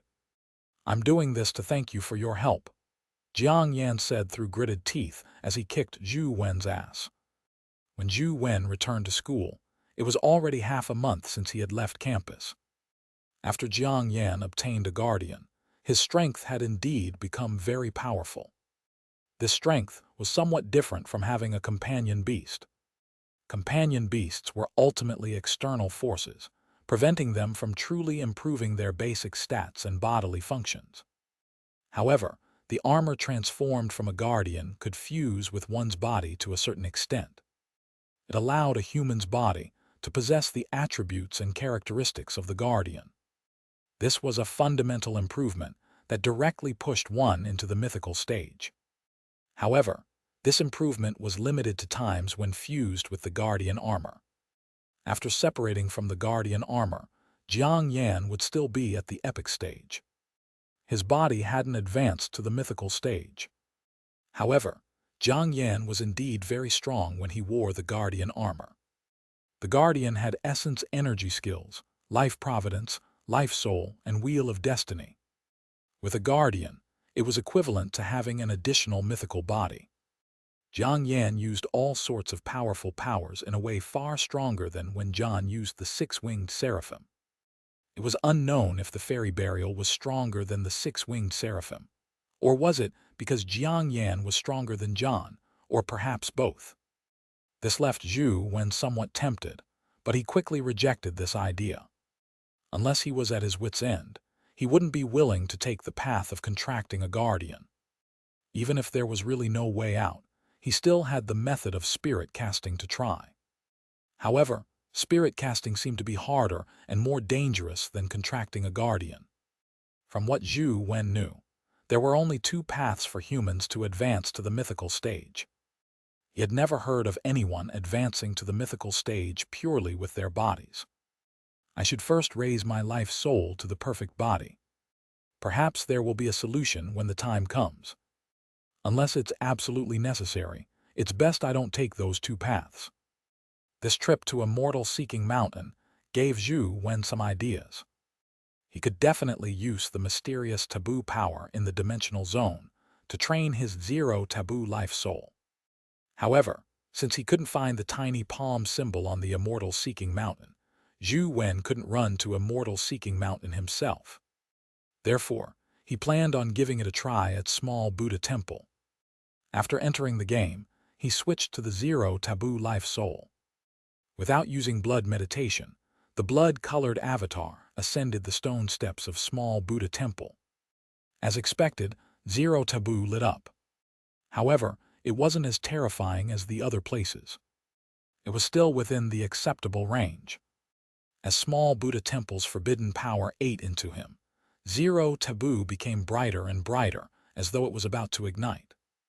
This level of taboo power was still within the limits of life soul's tolerance. It was like steel that was undergoing tempering in a furnace. Although burning could reduce the crystal's size, it also became purer. It's indeed useful.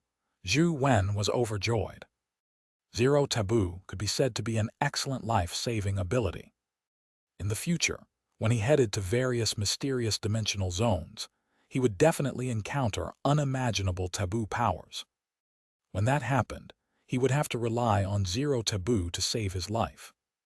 If zero taboo could be upgraded to a perfect body, it would undoubtedly be extremely useful to Zhou Wen. However, Zhou Wen felt that it was a little too slow to raise zero taboo that way. Furthermore, staying in-game at small Buddha temple prevented him from farming monsters. Therefore, Zhou Wen decided to head to small Buddha temple in real life to train his zero-taboo life soul.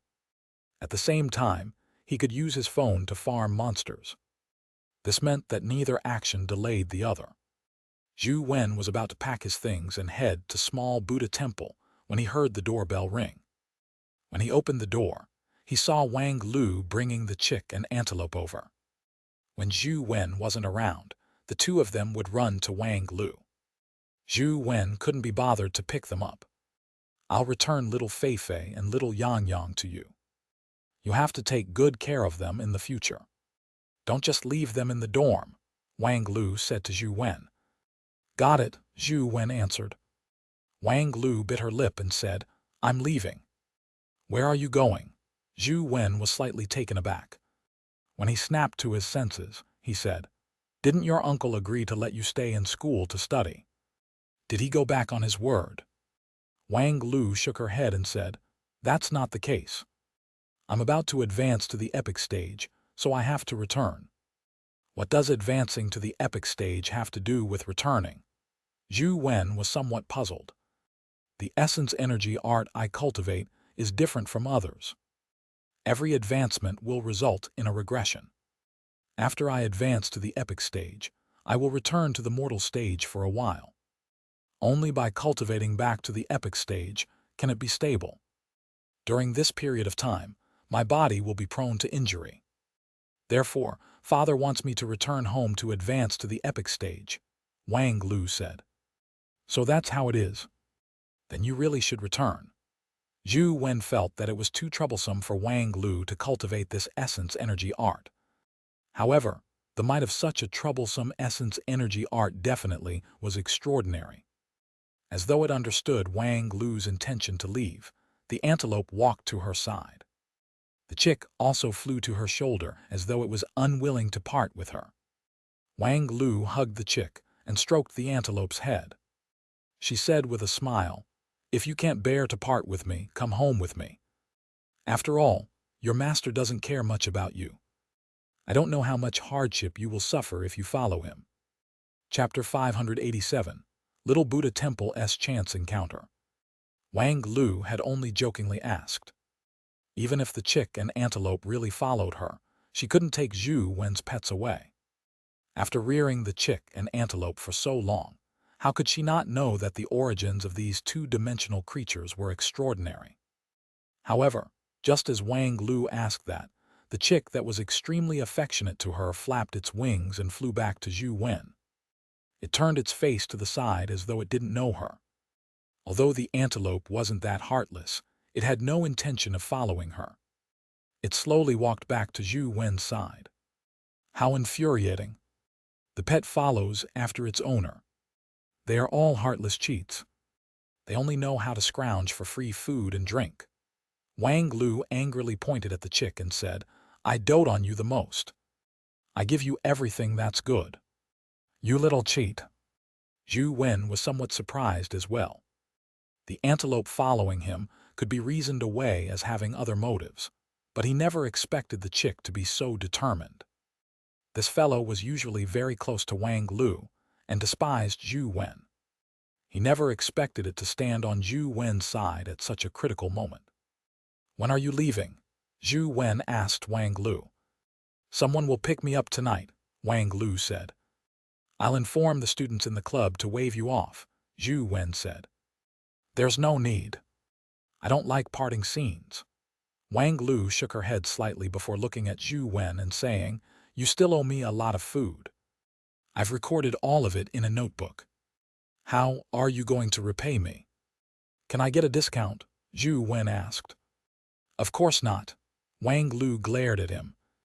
"Then what do you want me to do?" Zhou Wen said as he spread out his hands. "Just remember this debt." Wang Lu put away her notebook and turned around to walk out of Four Seasons Garden. After taking a few steps, she stopped and said to Zhou Wen with her back facing him, "If you can't stand staying in the N family in the future, remember to look for me in the capital. You can work while paying me back." With that said, Wang Lu left Four Seasons Garden along the small trail. Zhou Wen watched her leave and was somewhat puzzled. He originally imagined that the 4 years in college would be relatively safe, But fate was just so unpredictable with people he was familiar with leaving one by one. I hope there's still a chance to meet again. Zhou Wen really wasn't sure if he could see Wang Lu again. Once the dimensional zone's restrictions failed, the roads between the major cities would definitely be cut off. To go from Luoyang to the capital would probably be difficult. At the end of the day, without strength in the future, there was probably nothing one could do. They might not even have the chance to live, so Zhou Wen wanted to raise his strength quickly.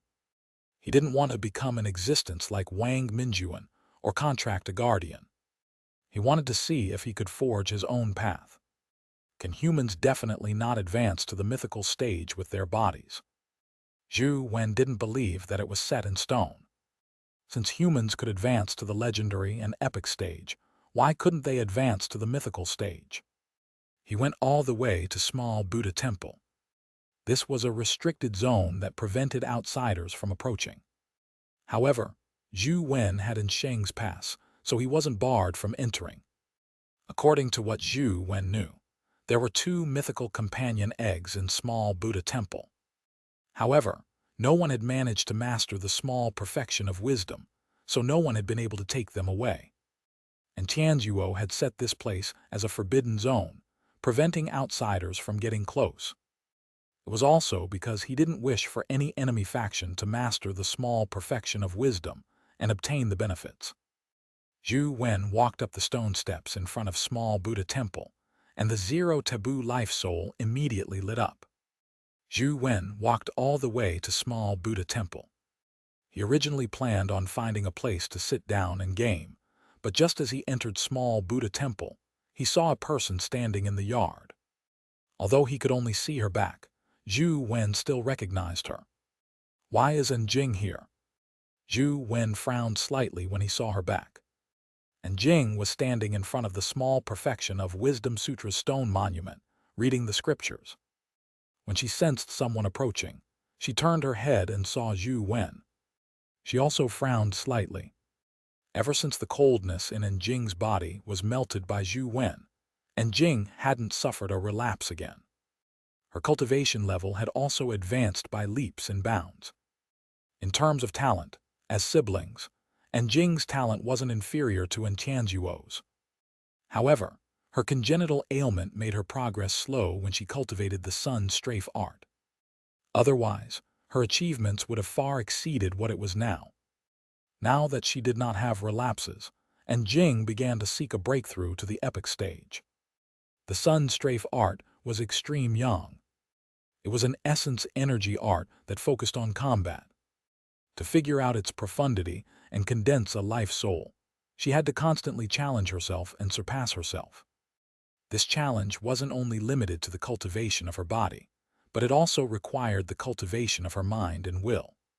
She had been in Small Buddha Temple for many days to see the small perfection of Wisdom Sutra stone monument. It wasn't to cultivate the small perfection of Wisdom Sutra, but to use it to train herself. This training method was very dangerous. If she didn't control it well, it might cause irreparable damage to her body and mind. However, Jing was confident that she could control herself. Upon seeing Zhou Wen, Jing felt mixed emotions. She was originally angry that Zhou Wen had taken away her qualifications. She had always believed that he was far inferior to her. She even felt that Aoyang Lan was biased, so she had thrashed him. Instead of saying that she was targeting Zhou Wen, it was better to say that she was displeased with Aoyang Lan. However, what happened after that exceeded Jing's expectations. Zhou Wen's repeated achievements made her look at him in a different light. In just a year, he had advanced from the mortal stage to the epic stage, surpassing her in terms of level. He had even accidentally removed her ailment. Although Jing didn't pay much attention to the Sunset Army, she was still a member of the Yen family. She would still get wind of Zhou Wen's matters, so she couldn't help but secretly pay attention to him. However, many of the rumors regarding Zhou Wen left Jing in disbelief. She couldn't believe that Zhou Wen had done those shocking things. She felt as though she had been left behind by him. If it were anyone else, they might have blamed themselves. They would blame it on the qualifications that originally belonged to her, only to have them taken away by Zhou Wen. However, Jing was clearly not such a person. Therefore, she worked harder to become stronger. She believed that even without the qualification, she was still better than Zhou Wen. Zhou Wen and Jing had nothing to say.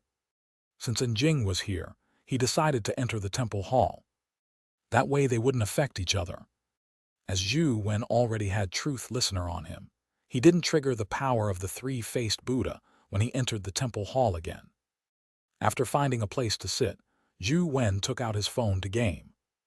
Although he could get the blood-colored avatar to come to small Buddha temple to double the cultivation effects, Zhou Wen didn't think it was necessary. He still had to grind dungeons and farm the rare dimensional creatures daily. Chapter 588, Ending the Grudge. Zhou Wen gamed in the temple hall and didn't pay much attention to Jing. However, Jing couldn't ignore Zhou Wen. Although he was inside the temple hall and Jing couldn't see him, she had a nagging feeling that there was a pair of eyes looking at her. "I'm not inferior to you." Jing forced herself to focus and continued reading the small perfection of Wisdom Sutra. Perhaps it was because of the catfish effect. Ever since Zhou Wen had come, Jing felt that she could persist even more. Her improvement seemed to be faster. In the past, Jing would feel that her body and mind had reached their limits after reading the small perfection of Wisdom Sutra for an hour. She could hardly withstand any longer. However, for some reason, perhaps because she felt that Zhou Wen was watching her from inside, Jing could now last for an hour and a half. She felt that she hadn't reached her limit. Zhou Wen had no idea that he had such an effect on her. He leaned against a pillar in the temple hall and gamed. The blood-colored avatar entered Deer Terrace Pavilion again. The fake immortals on the first two levels had been eliminated. Zhou Wen controlled the blood-colored avatar to ascend to the highest third level. Could the Thirch be on the third level? If she's really here, I can find her weakness in game. Once I can defeat her, I can teach her a lesson in reality. Zhou Wen was somewhat excited. After getting the blood-colored avatar to ascend to the third level, he quickly sized up the situation inside. It was similar to the second level. There was only one-dimensional creature on the third level. It was a cold, white-robed female immortal sitting on a throne. Could she be the Thirch? Zhou Wen guessed, but didn't waste any time. He directly ordered Torch Dragon to use the bright torch vision world and look at the white-robed female immortal. Zhou Wen also stared at the white-robed female immortal. She waved her hand, and a white jade lute appeared in her arms. She strummed the strings with her 5 fingers and immediately produced a terrifying sound wave. Thankfully, Zhou Wen was prepared by using the demon dragon true body, but he was still sent flying by the sound wave. He spat out blood and slammed into the stone pillar in the hall. However, almost at the same time, the white-robed female immortal was pulled into Torch Dragon's bright torch vision world. A notification of the death of a jade lute spirit appeared on the screen. So it's a jade lute spirit. It's not demon consort. Zhou Wen was somewhat disappointed. Zhou Wen had already seen the first 2 of the legendary 3 demons of Qu and Yuan, 9-headed pheasant spirit, jade lute spirit, and 9-tailed fox, but there was no sign of the 9-tailed fox. Although a 9-tailed fox's phantom image would appear when flying towards Deer Terrace Pavilion from the sky, it was only a phantom, not the real body. The bright torch vision world could only act on physical bodies, so it was useless against the phantom. He made the blood-colored avatar search the third level. Logically speaking, Deer Terrace Pavilion wasn't that simple. Furthermore, he was certain that the jade lute spirit was definitely not the Thirch. However, Zhou Wen searched the 3 levels of the ancient building thoroughly several times, but he didn't find anything. There weren't any dimensional crystals, much less treasure. From the looks of it, the true secrets of Deer Terrace Pavilion should be underground, but where's the entrance? There's no hole in game. How can I enter? Zhou Wen had attempted to use Torch Dragon to attack Deer Terrace Pavilion, but it seemed to have some mysterious power protecting it. Even the bright Torch Vision world couldn't break through it.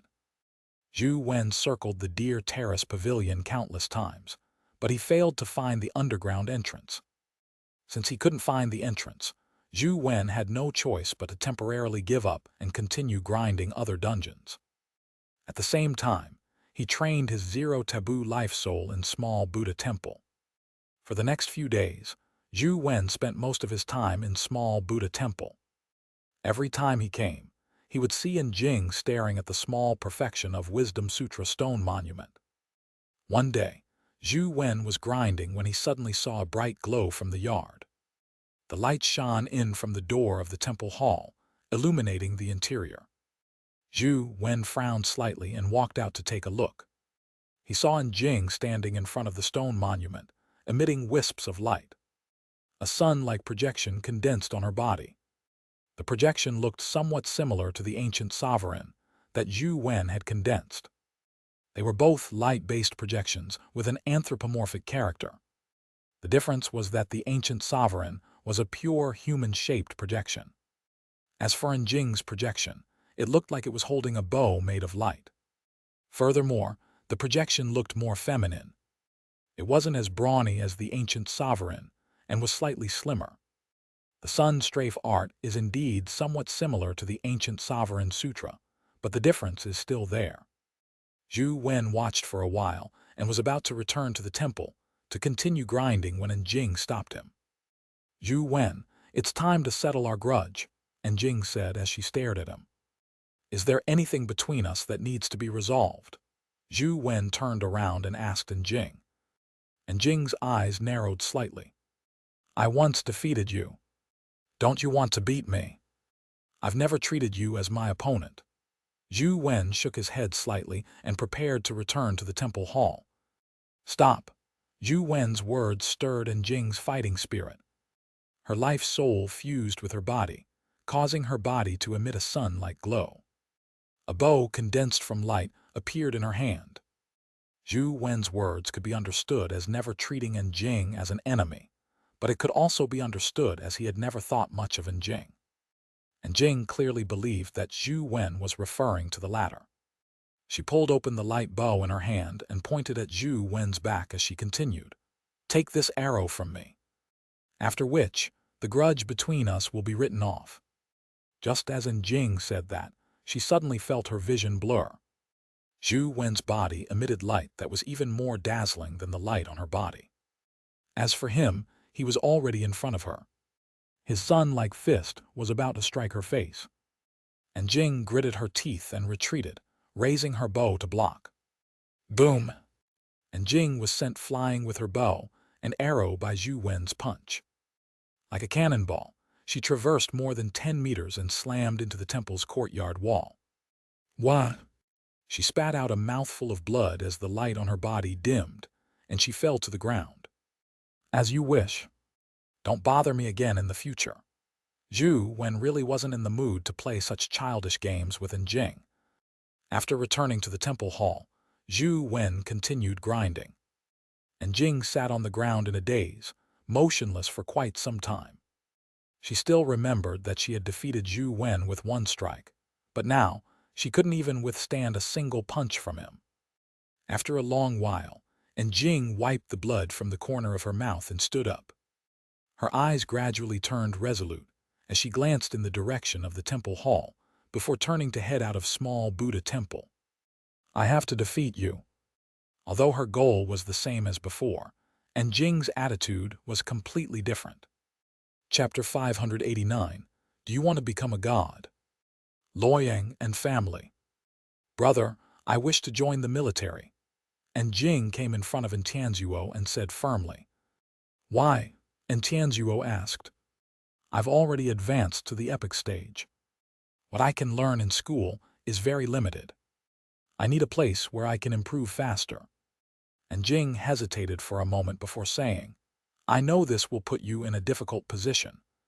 Mom will definitely not agree, but you will help me, right, brother? Have you really thought it through? The military isn't a school. Although it also deals with dimensional zones, those unknown dimensional zones will be hundreds or thousands of times more dangerous than the dimensional zones you've come into contact with before. And Tianzuo stared at Jing and asked sternly. I've thought it through, and Jing answered seriously. All right, you are my precious sister after all. And Tianzuo stood up and patted Jing's head. He said with a smile, Tell me, where do you want to be deployed? Chess Mountain, and Jing answered. And Tianzuo's expression changed slightly. Why choose that? Because it's the most dangerous place, and Jing answered. You can go anywhere other than Chess Mountain. And Tianzuo firmly rejected Jing. Apart from Chess Mountain, I'm not going anywhere else. And Jing looked at Tianzuo without backing down. And Tianzuo's gaze softened. He could be ruthless to anyone, but he could do nothing to Jing and Aoyang Lan. I can let you go to Chess Mountain on one condition. And Tianzuo paused before continuing, Little Dao must go with you. During this period of time, she needs to be by your side at all times. You can't shake her off. All right. And Jing knew that this was Tianzuo's biggest compromise. If she didn't agree, Tianzuo definitely wouldn't let her go to Chess Mountain. How long do you plan on being there? And Tianzuo asked again. I'll return after my life soul advances to a perfect body, Jing said.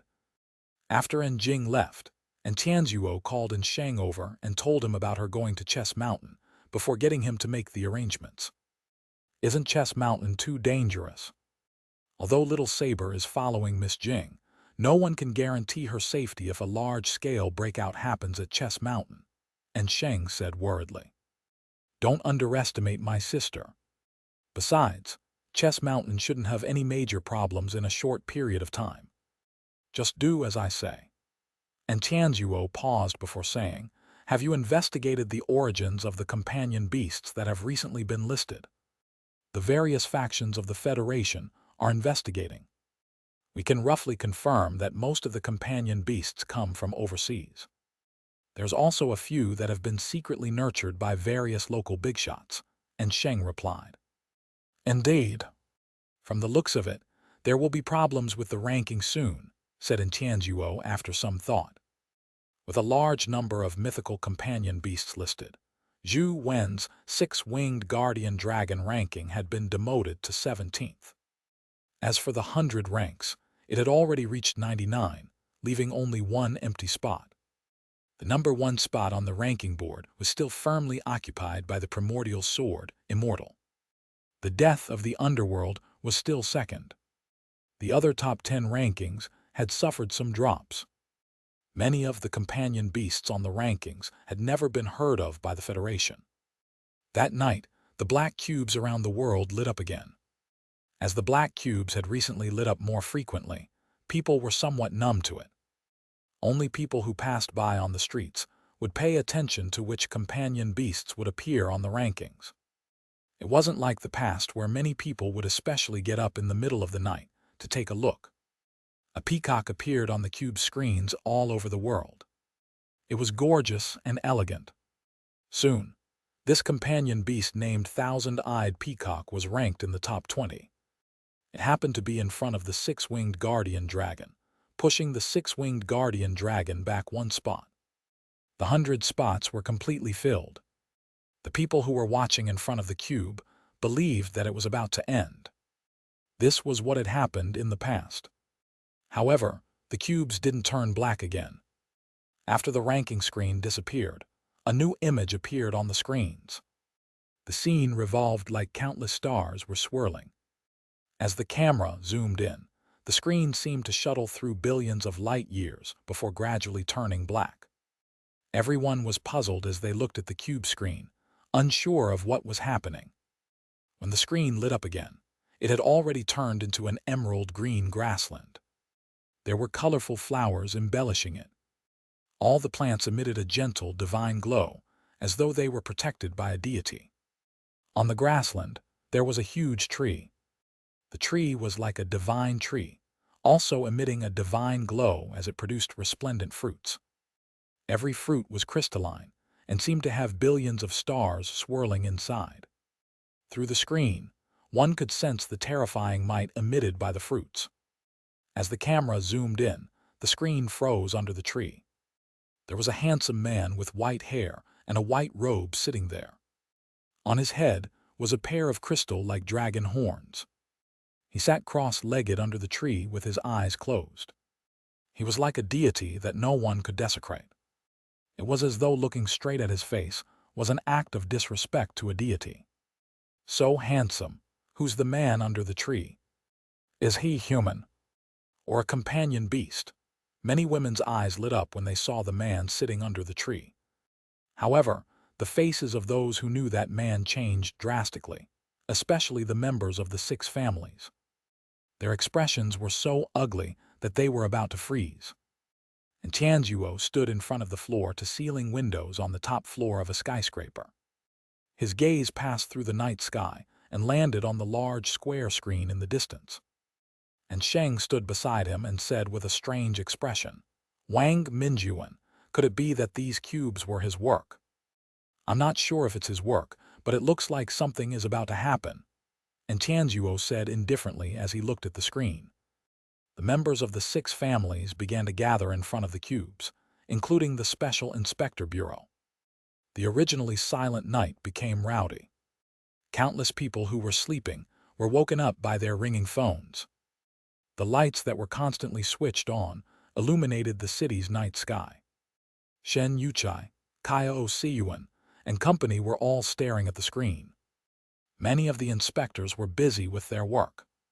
This was the first time Wang Mingyuan had truly appeared since he charged into the dimensional zone. Although they had not seen Wang Mingyuan in person ever since that fateful night, the Bureau had fought Wang Mingyuan for a long time on an intellectual level. Now, there were quite a number of high-level experts in the Federation who had secretly entered a dimensional zone after undergoing mutation. This was clearly Wang Mingyuan's doing. Although the Bureau had been trying their best to prevent this from happening, the results were minimal. The citizens around the world also began to focus on the cube screen. Although many people didn't know Wang Mingyuan's identity, they also felt that something was amiss. Do you want to become a god? Then fight. Wang Mingyuan sat under the tree with his eyes closed. His expression was calm and composed as he slowly extended his right hand that emitted a divine glow. A fruit dropped from the divine tree and landed in his hand. Chapter 590, Divine Fruit. Wang Mingyuan held the fruit in his right hand and rubbed his thumb on it a few times. Wherever he rubbed, divine light would flow from the fruit. In the next second, Wang Mingyuan flipped his palm and the fruit fell onto the grass before rolling to the side. Wang Mingyuan remained unmoved. He continued sitting under the tree with his eyes closed as though he was in meditation. And at the spot where the fruit fell, a green worm crawled over the grass and slowly crawled onto the fruit before beginning to eat it. The worm was very small and looked no different from a caterpillar. Its actions were very clumsy as it crawled onto the fruit with great difficulty and slowly ate it. The fruit was only the size of a palm, and the worm was even smaller. It was inconspicuous lying on top, but very quickly, the green worm that had only eaten a tiny bit of the fruit started to swell up like a balloon.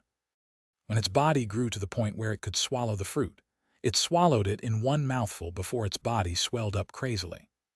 The caterpillar turned into a terrifying behemoth in the blink of an eye.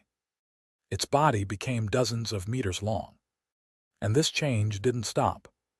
The worm that had turned into a giant worm emitted a terrifying divine glow. The divine glow burned like flames which enveloped the giant worm's body and constantly emitted light. When the glow reached its limit, the light that it emitted almost made one unable to open their eyes. When the light gradually converged, everyone was surprised to discover that the giant worm had already transformed into a beautiful butterfly.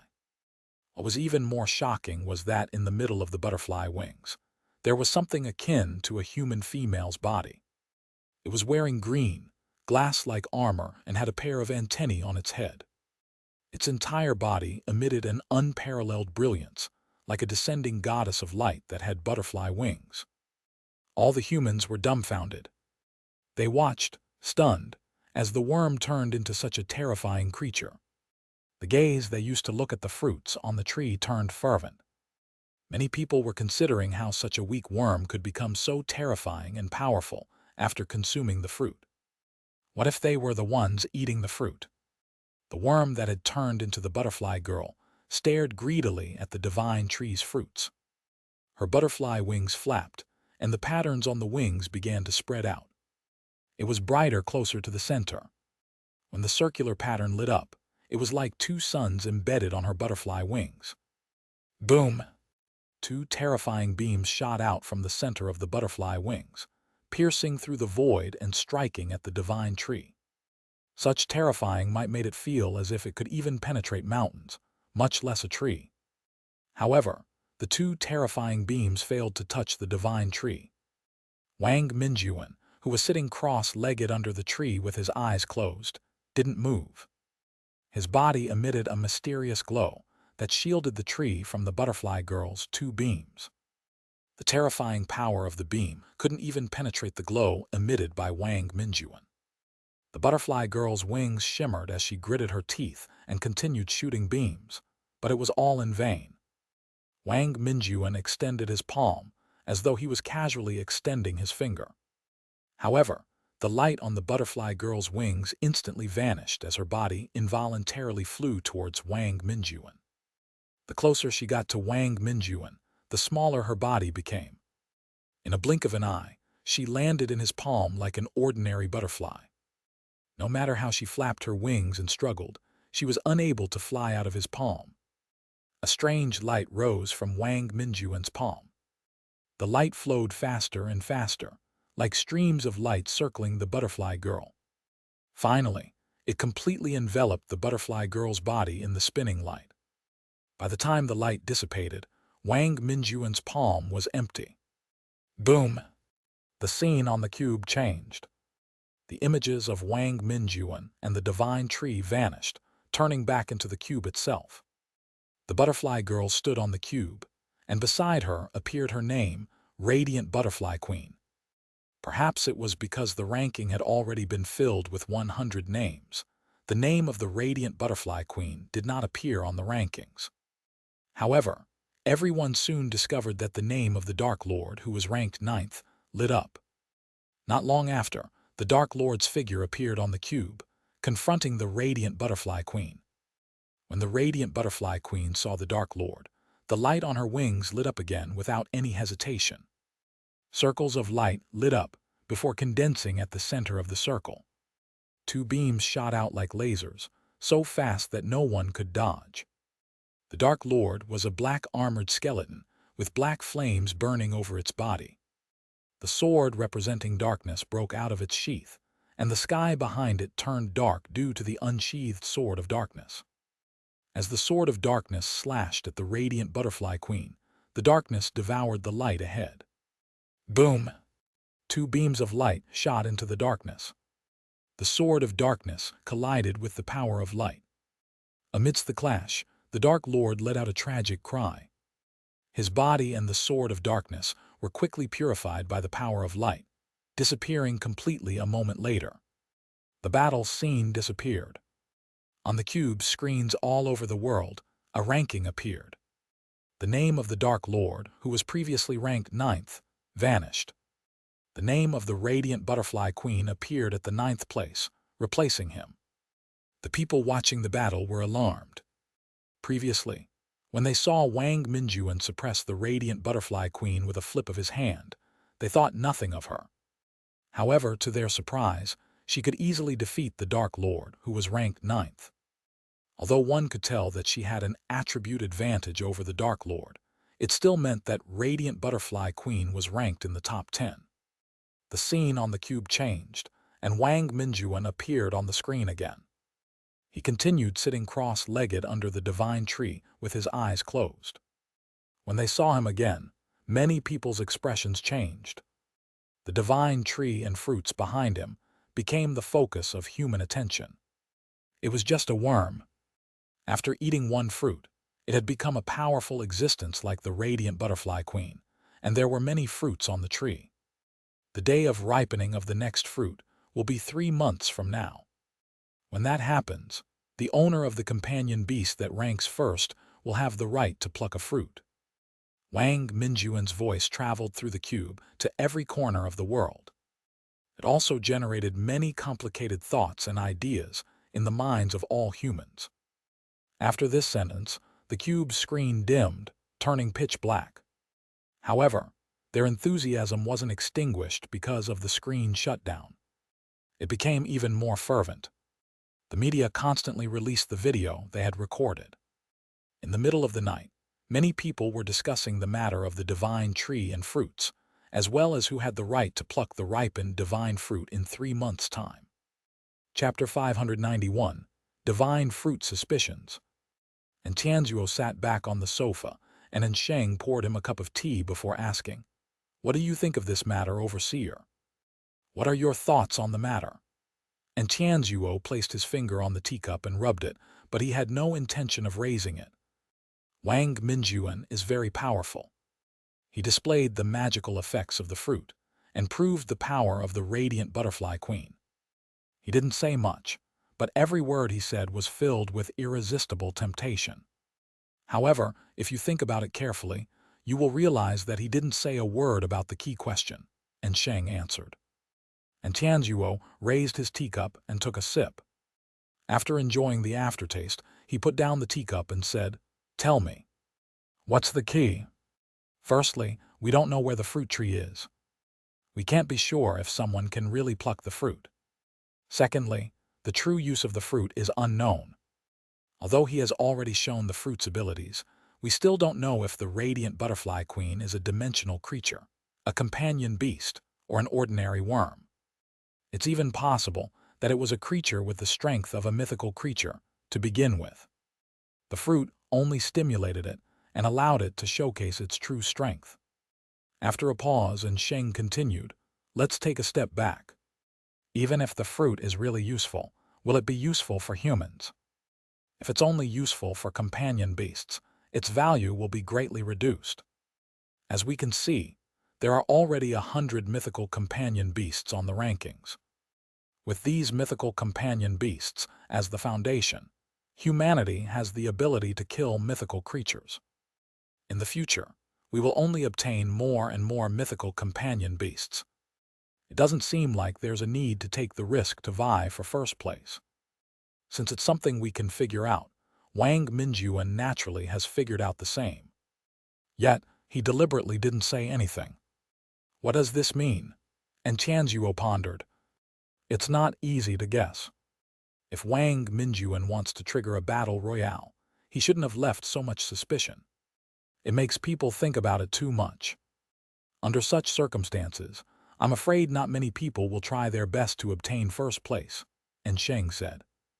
Could there be such a possibility? Wang Minjuan doesn't want the competition to become too intense, and Tianzuo said after some thought. That doesn't seem to make sense.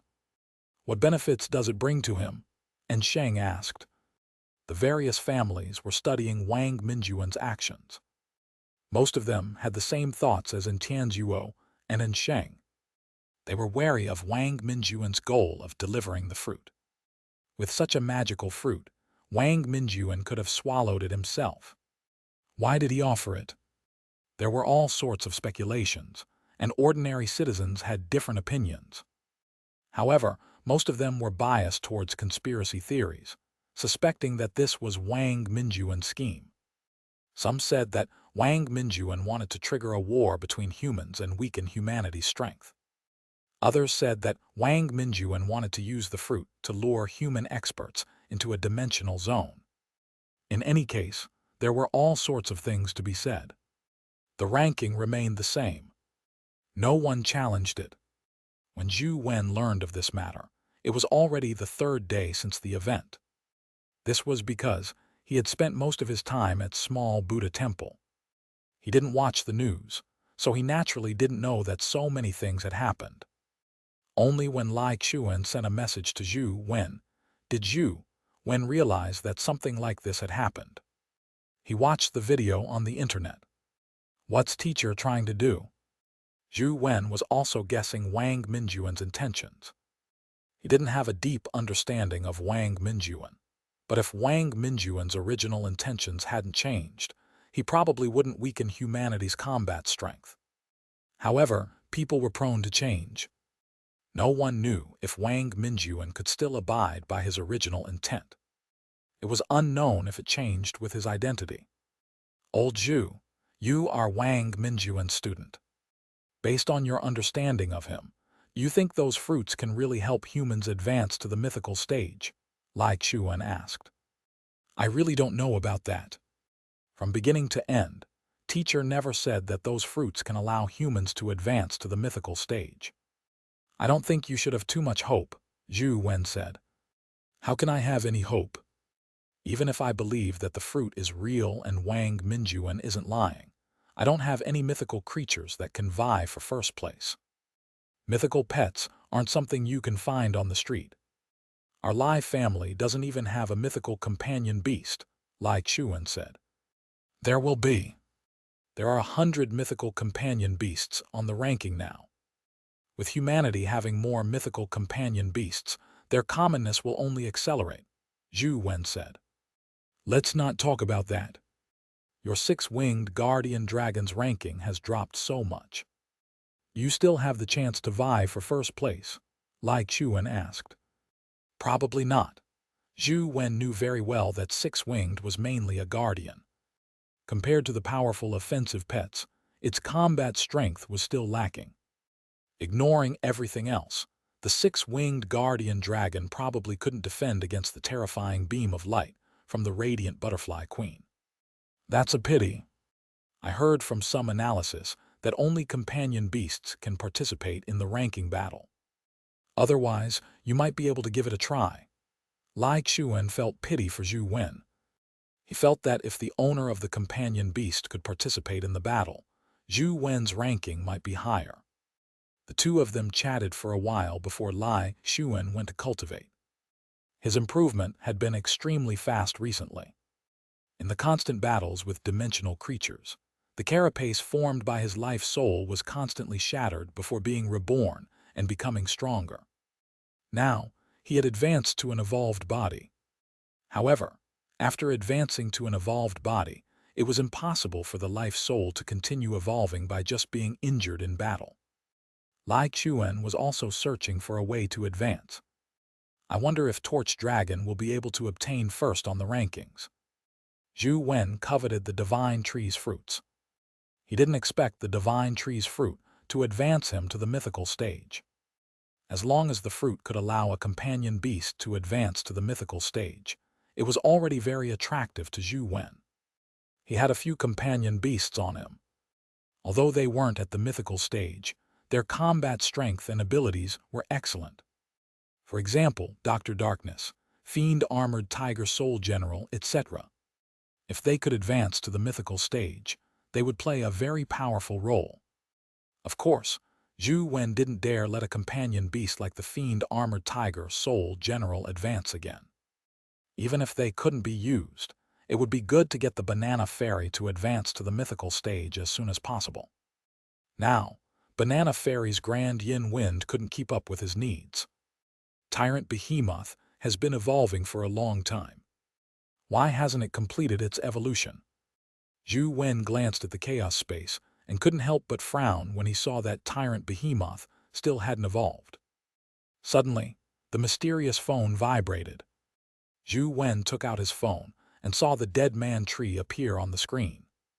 The fruit that Jock had formed after absorbing it had finally ripened. Chapter 592, Explosive Fiend Man. Zhou Wen was delighted as he plucked the grenade-like companion egg from the Dead Man tree and quickly checked its stats. Explosive Fiend Man, Mortal Evolvable. Strength 11. Speed 11. Constitution 11. Essence Energy 11. Talent Skill Death List Time Blast. Companion Form Self-Detonation Device. Mortal Stage. Zhou Wen immediately felt a headache. The time and resources needed to nurture a companion beast were astonishing. It was mainly because it was useless for the time being. Zhou Wen carefully read the explosive fiend man's skill introductions. The more he read, the more pleasantly surprised he became. Although he didn't know what life providence and life soul explosive fiend man would have in the future, just these two skills alone were terrifying. Time Blast was similar to a life blast, but it was more flexible. It could turn some life forms into time bombs, but it needed to be prepared in advance. The stronger the life form's energy was, the more powerful the blast. This skill was secondary. After all, using Time Blast required the target to be still. If he used it on living creatures, he had to take down the target first. It was more troublesome. The truly terrifying skill was Death List. This skill had clearly fused with the mythical Black Cat's curse skill. As long as the target signed their name on the death list, he could control the time of their death, turning the target into a time bomb. Of course, Death List wasn't a corporeal existence. It could be cast on any piece of paper, jade, piece of wood, or even walls or floor. As long as the person signed the name, it would be effective. This companion beast was an excellent companion beast for assassination. As for the companion form of the explosive fiend man, it was also terrifying. As the name implied, the self-detonation device allowed it to explode. This skill could only be used once. It would explode with all its force and perish together with the enemy. To others, this companion form was basically impossible to use. Under normal circumstances, he wouldn't be willing to let the explosive fiend man self-destruct. However, Zhou Wen was different. He wouldn't let the explosive fiend man self-destruct in real life, but he could do it in-game. Thinking of how he could advance explosive fiend man to the mythical stage before self-destructing it, the energy released would definitely be terrifying. This was an extreme companion beast. If used well, it could kill anything. If used poorly, it might be useless trash. I wonder what the life providence and life soul of the explosive fiend man are. Without any second thoughts, Zhou Wen hatched it. He thought highly of this companion beast and planned on nurturing it with all his might. After the explosive fiend man hatched, a black armored companion beast that looked like a Tesla trooper appeared in front of Zhou Wen. His height and build were about the same as Jock's, but due to its armor, he couldn't tell what he looked like. Zhou Wen tried the explosive fiend man's skills in-game. Typical dimensional creatures couldn't sign their names, making the death list skill practically useless. Time Blast could only be used on some plant type or immobile animals. The power needed depended on the energy contained in the creature itself. It needed to be used in a specific environment, and it wasn't suitable to be used in combat. However, the self-explosion device was what surprised Zhou Wen. When he transformed into the self-detonation device, it was like a lock. It locked onto the target he could touch, preventing it from escaping. The might of self-detonation was also very powerful. A mortal stage explosive fiend man could severely injure legendary dimensional creatures when self-destructing. I have to think of a way to raise the explosive fiend man to the mythical stage. I'll have to rely on him to kill bosses in the future. I'll lock onto a boss and self-destruct. Perhaps I can directly blast a mythical boss to death, Zhou Wen thought, although he felt a little worried. It was relatively easy to advance to the legendary stage and the epic stage, but advancing to the mythical stage was extremely difficult. I'll take my time to rear him. Zhou Wen attempted to feed the explosive fiend man his companion beasts. Thankfully, the explosive fiend man wasn't picky with food. Be it companion beasts or companion eggs, he ate without scruples. I wonder if I can feed the explosive fiend man with the fruit from the longevity tree, Zhou Wen thought. After demonic neonate plucked many longevity fruits, she would ask Zhou Wen for one every day. Zhou Wen only dared to use them to feed demonic neonate. He didn't dare feed them to his other pets. Who knew if the longevity fruit would have side effects? Despite demonic neonate being fine eating the longevity fruit, she was quite odd. so it didn't mean that the other pets would be fine after eating it. Therefore, Zhou Wen didn't dare to randomly feed the longevity fruit to anything else. This explosive fiend beast was similarly terrifying. Zhou Wen felt that he could try feeding the longevity fruit to him. If he was willing to eat the longevity fruit, his evolution speed would be much faster. However, this seemed risky. Zhou Wen was somewhat hesitant. Suddenly, Zhou Wen thought of something. The longevity fruit could allow a human to quickly evolve, and also allow a companion beast to rapidly evolve. This function was similar to the divine fruit. Although the two trees looked different, their functions were very similar. However, the effects of the longevity fruit were not as strong as the divine tree's fruit. Back then, Lord Alcohol was already at the epic stage. He ate a longevity fruit, but he didn't truly enter the mythical stage. Zhou Wen thought for a moment and didn't take the risk with Explosive Fiend Man. There was only one such companion beast, and it was impossible for another one to drop.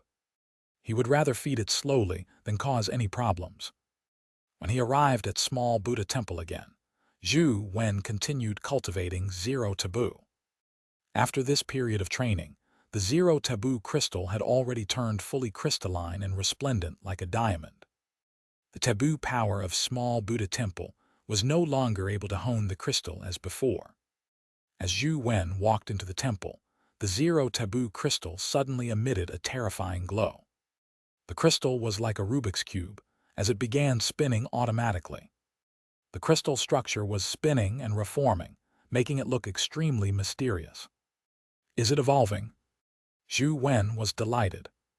After training it for so long, he had finally waited for Zero Taboo to evolve. As the crystal spun, a strange light emitted from it. The light was misty like clouds and fog, but it also resembled a nebula.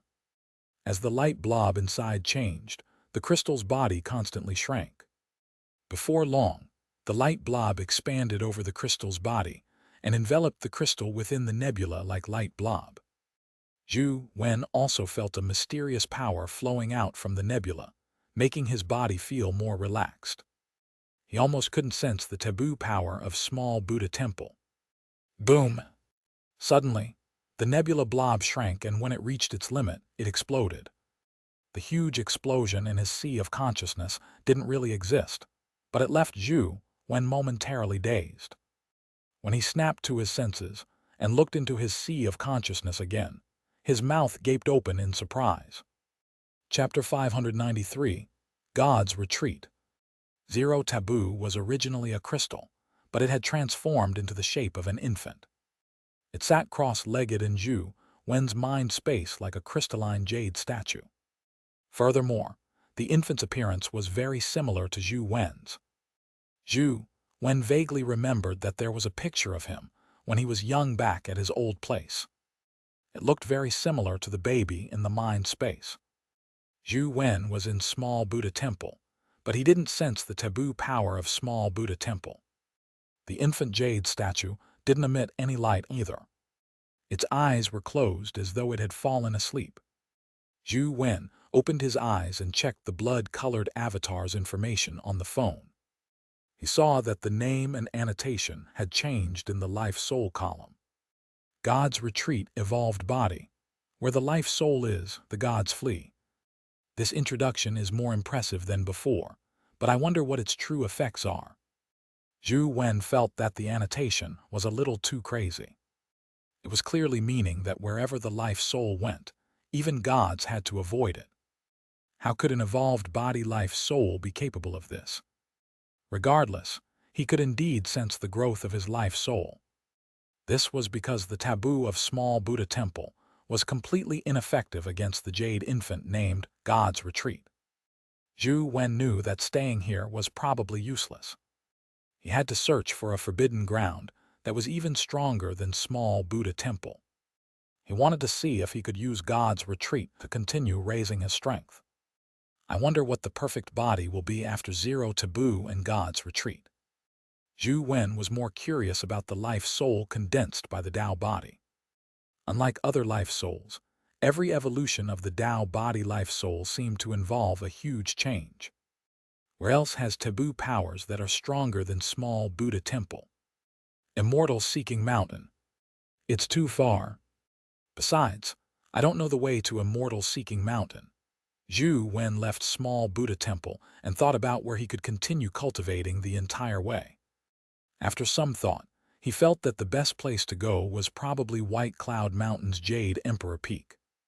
There was an extremely powerful taboo power there that might allow God's retreat to improve. Zhou Wen had already downloaded the White Cloud Mountain dungeon on his phone, but its name was Demon Suppression Mountain. After launching the Demon Suppression Mountain dungeon, the blood-colored avatar appeared outside the Jade Emperor Peak's entrance. Zhou Wen still remembered that the last time he stepped into the mountain, Zero Taboo nearly exploded in less than 10 seconds. I wonder how long I can now last. Zhou Wen activated the God's Retreat Life Soul and controlled the blood-colored avatar to enter the Jade Emperor Peak's entrance. The moment he passed the entrance, the God's Retreat Life Soul opened his eyes. The crystalline body emitted a strange glow. Then, Zhou Wen saw a strange force surge towards the baby jade statue. It was not like when he had Zero Taboo. The Life Soul sucked the mysterious taboo power into his body and made it part of him.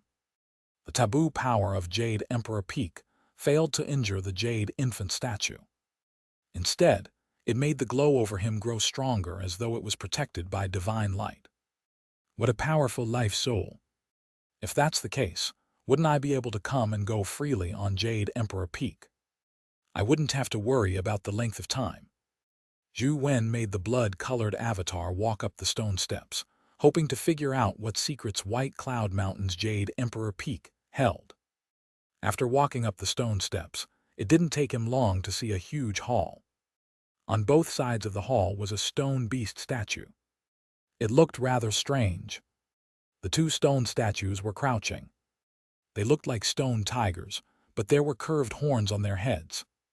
Fiery cloud patterns were engraved on their bodies. What was even more strange was that there was a word engraved on the foreheads of the two stone tigers. On the left side of the door was the word suppression. On the right side of the stone tiger was the word demon. Just as Zhou Wen approached the temple, he saw the words demon suppression on the two stone tigers' foreheads light up. As the words demon suppression lit up, Zhou Wen realized that the strange powers had gushed into God's retreat's body like a heavenly river. The Jade Infant's face revealed a look of pain, and its body also began to show signs of abnormality, as though there were faint cracks appearing.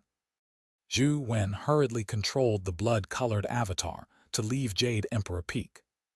Although God's retreat didn't have the ability to make all gods retreat, his abilities were indeed much stronger than Zero Taboo.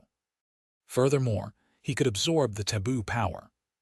However, the power of the word's demon suppression was too powerful, preventing the Jade Infant from digesting it. Although I can't enter the temple, I've found a way to evolve the Jade Infant. I'll just cultivate on Jade Emperor Peak in the future. It's only a matter of time before I advance to a perfect body. Zhou Wen was considering if he should personally make a trip to White Cloud Mountain. Otherwise, he wouldn't be able to grind other dungeons if he stayed on White Cloud Mountain in-game. I should make a trip to White Cloud Mountain. I might even have a chance to see the Immortal Palace phenomenon. Zhou Wen thought for a long time before deciding to make a trip to White Cloud Mountain in reality. He told Sheng, Lai Xuan, and his friends about his trip to White Cloud Mountain. And Sheng told Zhou Wen to be careful. Other than that, there was nothing else. After Lai Xuan heard about White Cloud Mountain, he indicated an interest in going with Zhou Wen. He had recently reached a bottleneck and hadn't been able to continue his breakthrough. He was thinking of heading out for a spin to change his train of thought. That afternoon, the two of them went to White Cloud Mountain. As it was in Luoyang, the duo rode their companion beasts and soon arrived at White Cloud Mountain. Put this on. You can't take it off no matter what. Otherwise, don't blame me when you see the Immortal Palace phenomenon. Zhou Wen threw a balaclava at Lai Chuan. "Why aren't you wearing one?" Lai Chuan asked suspiciously when he saw Zhou Wen prepare a balaclava. "Let alone the immortal palace phenomenon, even if gods really descend, I wouldn't need to close my eyes and hide," Zhou Wen said half-jokingly. "You're awesome, aren't you?" Lai Chuan gloomily put on the balaclava. Zhou Wen led the way as the two of them climbed up White Cloud Mountain. With the gods' retreat life soul, Zhou Wen was still looking forward to seeing the immortal palace phenomenon again. Previously, due to his lacking strength, he hadn't been able to clearly see what the fairy who tore out of the entrance looked like. If she were to come out again, he could see her clearly. Unfortunately, no immortal palace phenomenon appeared along the way. Even when the two of them arrived at the entrance of Jade Emperor Peak, they did not see a single-dimensional creature, much less any phenomena. "Old Zhu, why aren't you walking?" Lai Chuan asked Zhou Wen since he couldn't see a thing. "Jade Emperor Peak is in front. After passing through the entrance, there's a terrifying taboo power inside. Even mythical creatures will die in a short period of time if they enter. I cultivate an essence energy art that can withstand that forbidden power.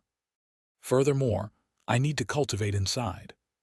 "Don't come in," Zhou Wen said to Lai Chuan. "You've mentioned it before. I came here for Jade Emperor Peak's taboo powers. You can enter by yourself." "Don't mind me," Lai Chuan said as he summoned his life soul. The black carapace wrapped around his body as a black evil aura rose from the armor. It looked evil and powerful, completely different from Lai Chuan's usual demeanor. Chapter 594, Suicidal Farming. Don't do anything rash. The taboo power here is very powerful. It will really kill you, Zhou Wen said. I'm just afraid that it's not strong enough, Lai Chuan said as he stepped onto the stone steps on Jade Emperor Peak. Just as he walked in, the carapace on his body crackled. Large amounts of cracks appeared on it, and blood oozed out. In the next second, Lai Chuan leaped out. By the time he landed, most of his carapace had shattered. Only a few remaining pieces were hanging from his body. His body was covered in blood and wounds everywhere, as though he had just been scooped out of a pool of blood. Are you all right? Zhou Wen hurriedly went over to check Lai Chuan's injuries. It was a ghastly sight. There were bone-deep wounds everywhere. It's fine. It's really strong. This is it. This will be the best training ground for me. Lai Chuan struggled to his feet. The injuries on his body were healing at a discernible pace. Even the shattered carapace was rapidly growing amidst black-gray flames. In moments, Lai Chuan's injuries and armor had completely recovered, as though he had never been injured. Don't worry about me. Just do what you need to do, Lai Chuan said as he charged into Jade Emperor Peak. In the next second, Zhou Wen saw him thrown out again, covered in blood. Seeing that he was fine, Zhou Wen walked into the Jade Emperor Peak himself. With the god's retreat absorbing the taboo power and protecting his body, he naturally wouldn't be as miserable as Lai Chuan. Not daring to touch the two demon suppression beasts, Zhou Wen sat on the stone steps and gamed. He allowed the Jade Infant to absorb the taboo powers on the Jade Emperor Peak to slowly become stronger. Ah bam! Ah bam! On Jade Emperor Peak, screams and sounds of falling could be heard from time to time. Even Zhou Wen was surprised by Lai Chuan's perseverance. Although his recovery abilities were extremely strong and injuries weren't a big deal to him, such injuries would definitely put Lai Chuan in extreme pain. To endure such pain time and time again, and even seek out injuries required immense perseverance. This form of self-torture to grow stronger wasn't something anyone could withstand. However, the effects of Lai Chuan's actions were obvious. Every time his body and carapace were repaired, he would last a little longer on Jade Emperor Peak. It was obvious that he was becoming stronger. Seeing that Lai Chuan was fine, Zhou Wen began grinding. This time, he went straight to the Xianxia temple. He had an idea. Perhaps he could kill Xianxia without using the bright torch vision world, but he didn't know if it would work. After arriving outside the Xianxia temple, Zhou Wen wasn't in a rush to enter. Instead, he summoned Torch Dragon, Golden Battle God Halberd, and Six-Winged Guardian Dragon. Following that, he summoned Explosive Fiend Man and cast Time Blast on Torch Dragon, Golden Battle God Halberd, and Six-Winged Guardian Dragon. Explosive Fiend Man walked in front of Six-Winged Guardian Dragon and extended his palm to press on its stomach. Zhou Wen watched from the side as the armor on Explosive Fiend Man's body lit up. It was as though a red stream of light was flowing through a connected tube, eventually flowing into Explosive Fiend Man's palm. A red light pattern immediately appeared on the Six-Winged Guardian Dragon's belly. It had lines like a circuit board that spread across its body. The light pattern spread very slowly. 2 hours later, the red light patterns on the Six-Winged Guardian Dragon occupied one of the Six-Winged Guardian Dragon's legs. Explosive Fiend Man is only at the mortal stage. His essence energy is too limited, so he can't quickly release a time blast. I can only take things slowly. In a real battle, it would be impossible to use the Explosive Fiend Man to fight. Zhou Wen didn't have a good solution either. All he could do was patiently wait. After 4 days, Zhou Wen really couldn't wait any longer. Thankfully, most of the spots on the Golden Battle God Halberd and Six-Winged Guardian Dragon's bodies were filled with Time Blast's red patterns. Zhou Wen didn't plan on waiting any longer. He planned on giving it a try with this lineup. Pushing open the temple door, Zhou Wen ordered Six-Winged and Golden Battle God Halberd to charge in. At the same time, he summoned Fiend Armored Tiger Soul General to restrain Xianxia. When Xianxia saw Six-Winged and Golden Battle God Halberd rush in, it immediately charged forward ferociously. Just as its claws were about to touch Six-Winged Guardian Dragon, Six-Winged and Golden Battle God Halberd emitted a red glow. Boom! The entire Xianxia temple shook as dust fell everywhere. Zhou Wen and company had hidden to the side. After the explosion ended, he hurriedly looked into the temple. The temple was in a mess. Corpse fragments were everywhere. There wasn't even an intact bone left of Six-Winged Guardian Dragon. The Golden Battle God Halberd had also been reduced to pieces.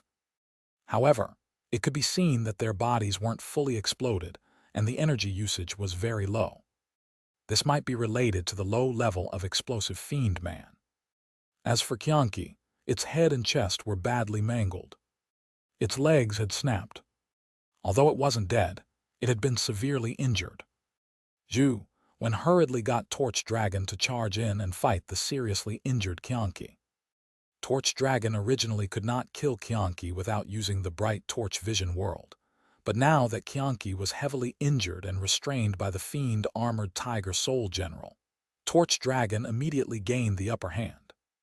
After a bitter battle lasting more than an hour, Torch Dragon finally killed Xianxia in the temple. It was mainly because Xianxia's speed was too fast. Even with Xianxia having its leg injured, Torch Dragon still spent a lot of effort to force Xianxia into a dead end before finally killing it. Ding! As Xianxia fell, a crisp sound entered Zhou Wen's ears as a dimensional crystal dropped. Zhou Wen couldn't help but feel somewhat disappointed. Most dimensional crystals were useless to him now. Even if it was a mythical essence energy skill crystal, he couldn't absorb it due to his lacking stats.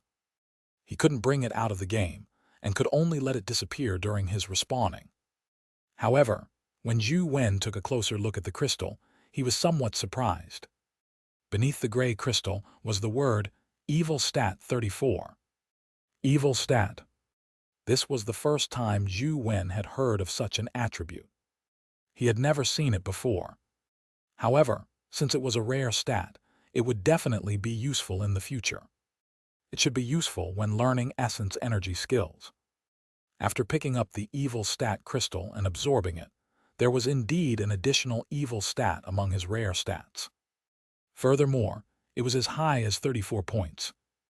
Although this method can kill Xianxia, explosive fiend man's level is too low. It's really irritating using him. I have to raise his level.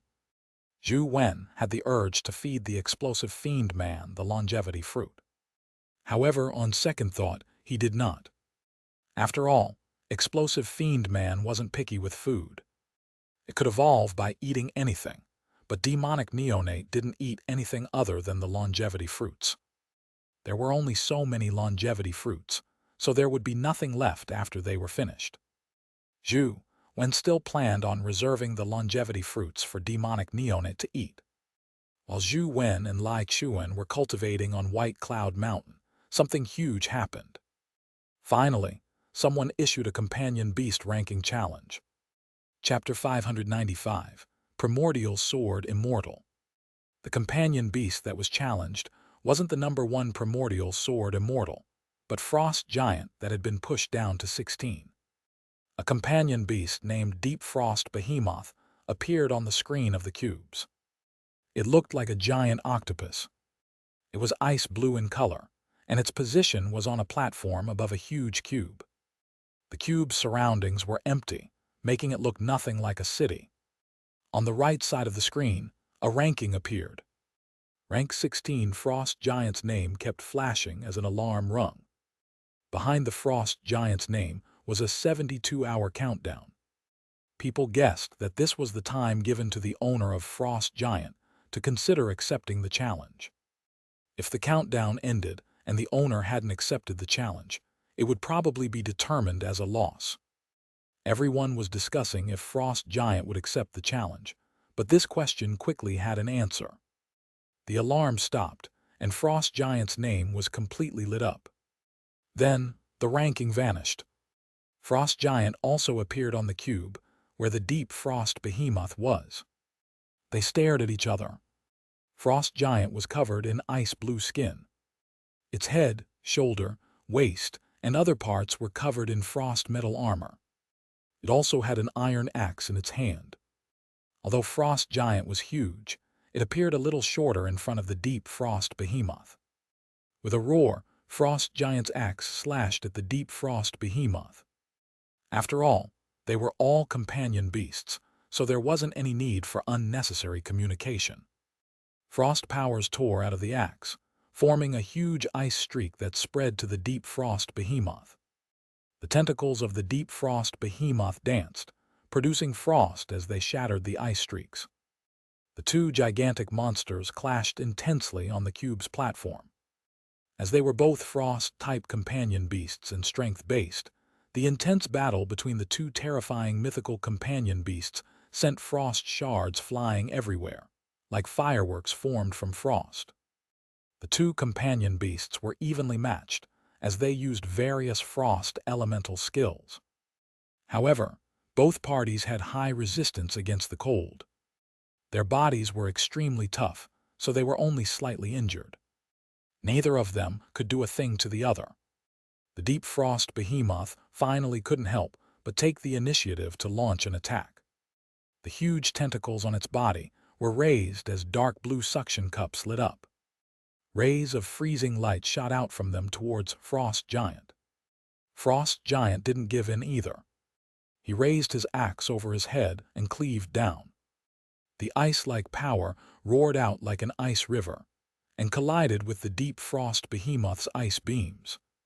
Cracking sounds constantly rang out as the entire platform began to freeze due to the two extremely terrifying cold forces. In just a moment, Frost Giant and Deep Frost Behemoth were wrapped in ice. The entire platform seemed to be covered by glaciers as everything became silent. Who won? The spectators were puzzled. Now, the two mythical creatures were frozen in ice, making it difficult to determine the victor. Suddenly, cracks appeared on the ice.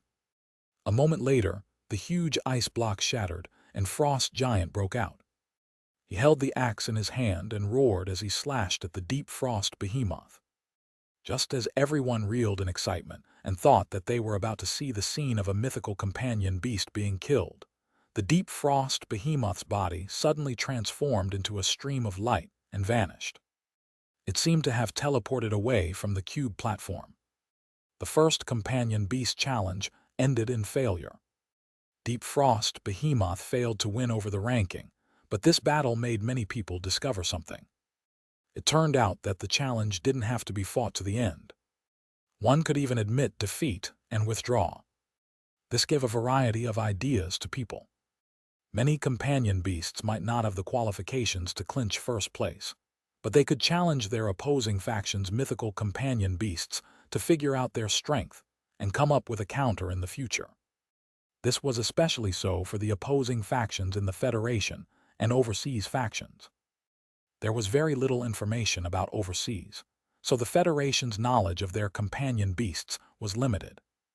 Perhaps they could take this opportunity to understand the abilities of the companion beasts overseas. Challenges on various companion beasts increased after the first battle.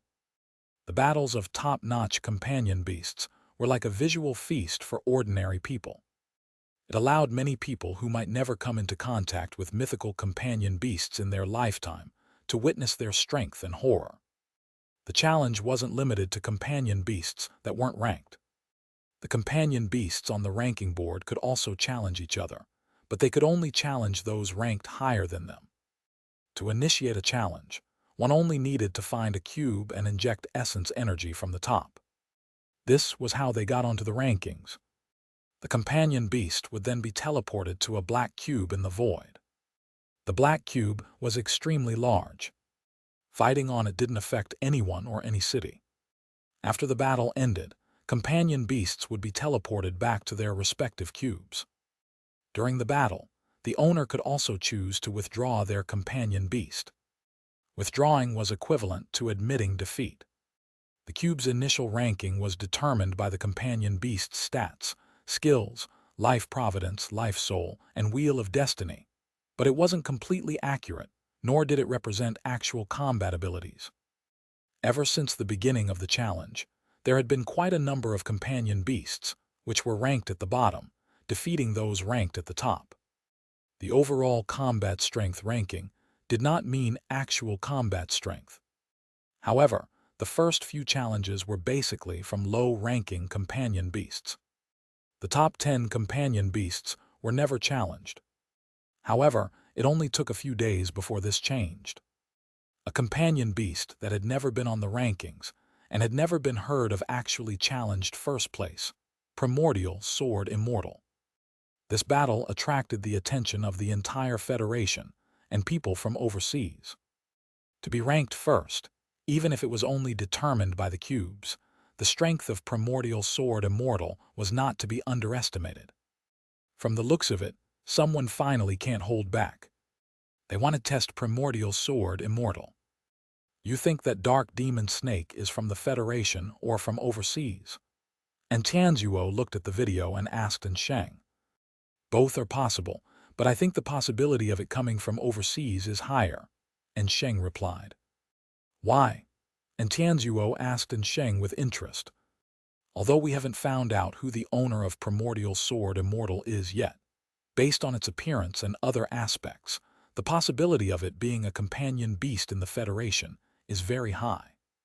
Logically speaking, the overseas faction should be more eager to understand its abilities, and Sheng replied. That makes sense. Let's see how much strength that Dark Demon Snake can force out of Primordial Sword Immortal. And Tianzuo's gaze landed on the screen again. Chapter 596, Azure and Purple Light. All the factions that were interested in the divine fruits were also paying close attention to this battle. In order to obtain the right to pluck a divine fruit, one had to defeat Primordial Sword Immortal. However, no one knew what kind of abilities Primordial Sword Immortal had for it to be given such an evaluation by the cube. It had always been ranked first. No companion beast could pose a threat to it. Even the powerful mythical companion beast like Death of the Underworld could only rank beneath it. The Federation knew more about Death of the Underworld. It was considered one of the top companion beasts among the 6 families. Its strength was just terrifying. Dark Demon Snake was a huge snake. At this moment, it was coiled on the cube's platform, waiting for Primordial Sword Immortal to accept the challenge. Thankfully, Primordial Sword Immortal accepted the challenge without letting the spectators wait too long. With a flash, a sheathed stone ancient sword appeared on the platform. Primordial Sword Immortal was actually just a stone sword. There wasn't any immortal, so it was a question whether to call it a sword immortal or an immortal sword. The stone sword was grayish-white in color. The scabbard and hilt were carved from ancient gray stone. Only the guard was embedded with a ruby. As no one had seen it unsheathed, no one knew what the sword looked like on the inside. Dark Demon Snake didn't hesitate when it saw the Primordial Sword Immortal appear. It used its strongest force. Dark Demon Snake's master clearly knew that it was no match for Primordial Sword Immortal. They only wanted to force out the strength of Primordial Sword Immortal as much as possible. Dark Demon Snake opened its mouth and spat out a turbulent dark demon tide. Like a tidal wave, it drowned the cube's platform. Once one was stuck in it, they would be demonized by it. Primordial Sword Immortal remained suspended silently in midair. Just as it was about to be drowned by the dark demon tide, the ruby at the guard suddenly lit up. A red sword beam shot out from the ruby and instantly penetrated Dark Demon Snake's head. It killed it without giving it a chance of surrendering. The spectators looked at each other. Although they knew that Primordial Sword Immortal would definitely win, they never expected it to win so easily. The sword wasn't even unsheathed. Who is the owner of Primordial Sword Immortal? We have to find out no matter what. Senator Cape stared at Primordial Sword Immortal on the screen and issued the strict order. The other families, and even those overseas, gave the same order. On the rankings, Primordial Sword Immortal was indeed very strong. Even though people had yet to see the true strength of Primordial Sword Immortal, just that strike alone was enough to make one feel fear. The 6 families did not have absolute confidence in defeating Primordial Sword Immortal on the platform. Even if they could defeat it, they would have to pay a huge price. However, things were different if they could find the owner of Primordial Sword Immortal. No matter how powerful a companion beast was, its owner was at most at the epic stage. Dealing with an epic human was naturally much easier than dealing with the terrifying Primordial Sword Immortal. The rules in the arena were fixed, but in reality, there were many ways to clinch victory. There was no need to defeat Primordial Sword Immortal. Zhou Wen and Xianxia were on White Cloud Mountain, so they had no idea what had happened. Over the past few days, they had been constantly training themselves. The Jade Infant had absorbed a lot of taboo power and had started undergoing some changes. The treasure glow on its body intensified, but within 2 days of absorbing the taboo power, not much more happened. It looked like the taboo power here was useless against the Jade Infant. Zhou Wen had no choice but to use the demon suppression statues to stimulate the Jade Infant for continual evolution. This actually worked. However, this way, Zhou Wen joined Xianxia in his predicament. Xianxia suffered injuries every time he entered Jade Emperor Peak. Zhou Wen approached the demon suppression statues once, and the Jade Infant nearly exploded.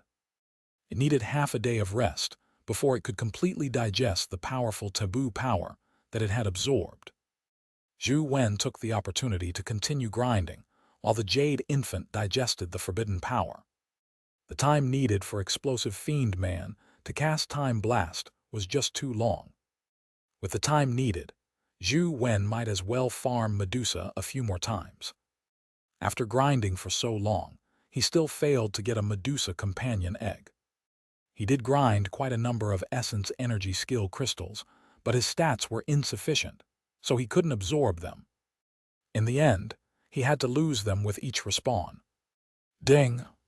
When Zhou Wen was farming the Golden Battle God Halberd again, another Golden Battle God Halberd companion egg dropped. Its stats and skills were very similar to the first Golden Battle God Halberd. With the second Golden Battle God Halberd, Zhou Wen held one while the other outside of the game auto-attacked. Killing mythical creatures became much easier and faster. However, he felt that having two golden battle god halberds made one of them a little redundant. If only I could fuse it. Zhou Wen looked at it and realized that the golden battle god halberd could indeed be fused.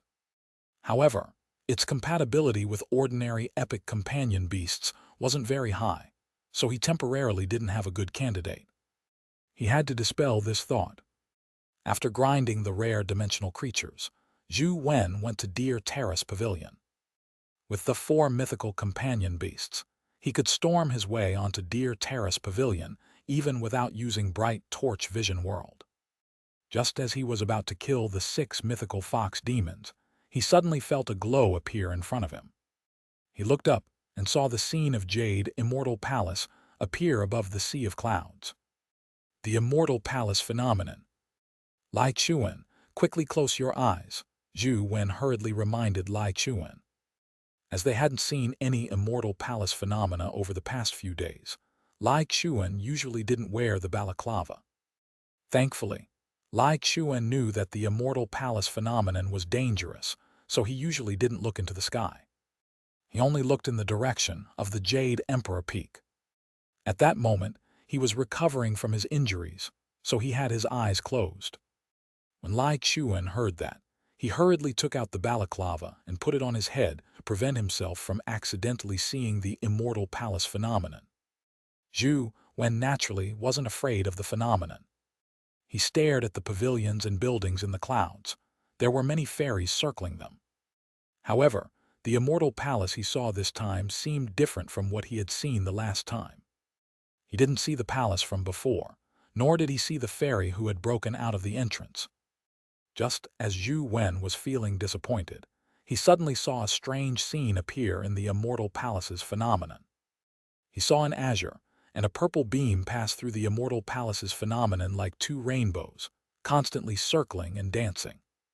Zhou Wen carefully looked at the 2 beams of light, but he couldn't see them clearly. All he could see was the streams of light dancing in the air. At the same time, 2 indescribable pressures made his heart tremble. He felt as though his body was about to be penetrated by the 2 beams of light at any moment. Chapter 597, Absolute Strength. 2 streams of light, one azure and one purple, danced amidst the Immortal Palace. Even the fairies and immortal children avoided them, afraid that they wouldn't be able to dodge in time. Instantly, chaos broke out. Even the jade buildings that were touched by the 2 streams of light cracked. Zhou Wen couldn't see what was inside the 2 streams of light, but just by looking at their auras, he felt an indomitable aura. It was as though everything in the world would be mercilessly sliced apart if they stood in front of these 2 beams. Thankfully, Zhou Wen's willpower was extremely firm. Otherwise, just the aura of the purple and azure light would have left him shuddering. Just as he was wondering what the 2 beams of light were, he suddenly saw them separate. The azure light landed on the top of a jade pavilion, and the purple light landed on a small building. Only then did Zhou Wen see that the azure light was an azure bird. The purple light was a purple bird. The 2 birds looked somewhat similar. They had long feathers and phoenix tails. Their bodies glowed with immortal light, and they looked extremely beautiful. Zhou Wen didn't know what birds they were, but the moment they spread their wings and took off, Zhou Wen saw their flying stance and was immediately amazed. This only lasted for an instant. Zhou Wen could only see their taking off postures. After they took off, he couldn't see their figures again. All he could see were 2 streams of light, one azure, one purple, that danced around the Immortal Palace. After watching for a moment, the Immortal Palace phenomenon vanished. However, the flying stance of the azure and purple birds was imprinted in Zhou Wen's mind, unable to be dispelled. Old Zhou, what's in that phenomenon? Tell me about it. Unable to see it, Lai Chuan was burning with curiosity as he asked Zhou Wen. There's an immortal palace in the phenomenon. There are pavilions and buildings. Fairies and immortal children dance among them. There are 2 birds, one azure and one purple bird. Zhou Wen roughly described it. After the phenomenon, Zhou Wen kept pondering over the flying stance of the two birds. He had a nagging feeling that the stance was very different from the fairy's flying stance. It was two completely different styles. I wonder if I can fuse the flying stances of the two birds into my movement technique. Unfortunately, I only saw their flying postures. There's too little information I can use for reference. As he was pondering, he felt an intense idea come to mind. Zhou Wen was delighted when he analyzed it. He hurriedly looked at the chaos space and saw that Tyrant Behemoth had finally finished evolving. It had already broken out of its shell. A terrifying beast that resembled a mountain stood in the chaos space. Its body was like black iron. It had two horns on its head, and its tail was like a gigantic whip. Its claws were like metal hooks. A motorcycle that Zhou Wen placed in the chaos space was as tiny as an ant in front of the behemoth. Zhou Wen couldn't even estimate how big it was. Zhou Wen was naturally happy that Tyrant Behemoth had advanced to the mythical stage, but this size put him in a difficult spot. Where could he put such a huge companion beast? It was fine in the chaos space, but if it came out, Jade Emperor Peak probably couldn't contain its body. As Zhou Wen was in the middle of this dilemma, he saw Tyrant Behemoth slowly shrink. In just a moment, it changed from a mountain-like beast to about 3 meters tall. Can it actually shrink? Zhou Wen was overjoyed. He summoned Tyrant Behemoth back to him and entered the game to check its information. Tyrant Behemoth, mythical evolvable. Life Providence, extreme strength. Life Soul, violent crown. Wheel of Destiny, absolute strength. Strength, 81. Speed, 81. Constitution, 81. Essence Energy, 81. Talent Skill, Mountain Consuming. Companion Form, Boxing Glove. Tyrant Behemoth's stats were very good. Just like Torch Dragon, every stat reached 81 points. Everything else was the same as before it evolved. However, after advancing to the mythical stage, he gained the Wheel of Destiny, absolute strength. Zhou Wen had only learned that for every action, there was an equal and opposite reaction. He didn't know what absolute strength was, but he carefully checked its description. Absolute strength, a miracle that crushes everything with strength. Strength can crush everything. How far can it go? Zhou Wen launched a game dungeon, and it happened to be in front of Deer Terrace Pavilion. He summoned Tyrant Behemoth to see how strong its Wheel of Destiny was. The blood-colored avatar hid outside with 6-winged, Torch Dragon, and the 2 golden battle god halberds by its side. However, it didn't let them enter the ancient building and only allowed Tyrant Behemoth to charge in. Tyrant Behemoth entered the ancient building and immediately alarmed the 6 fox immortals.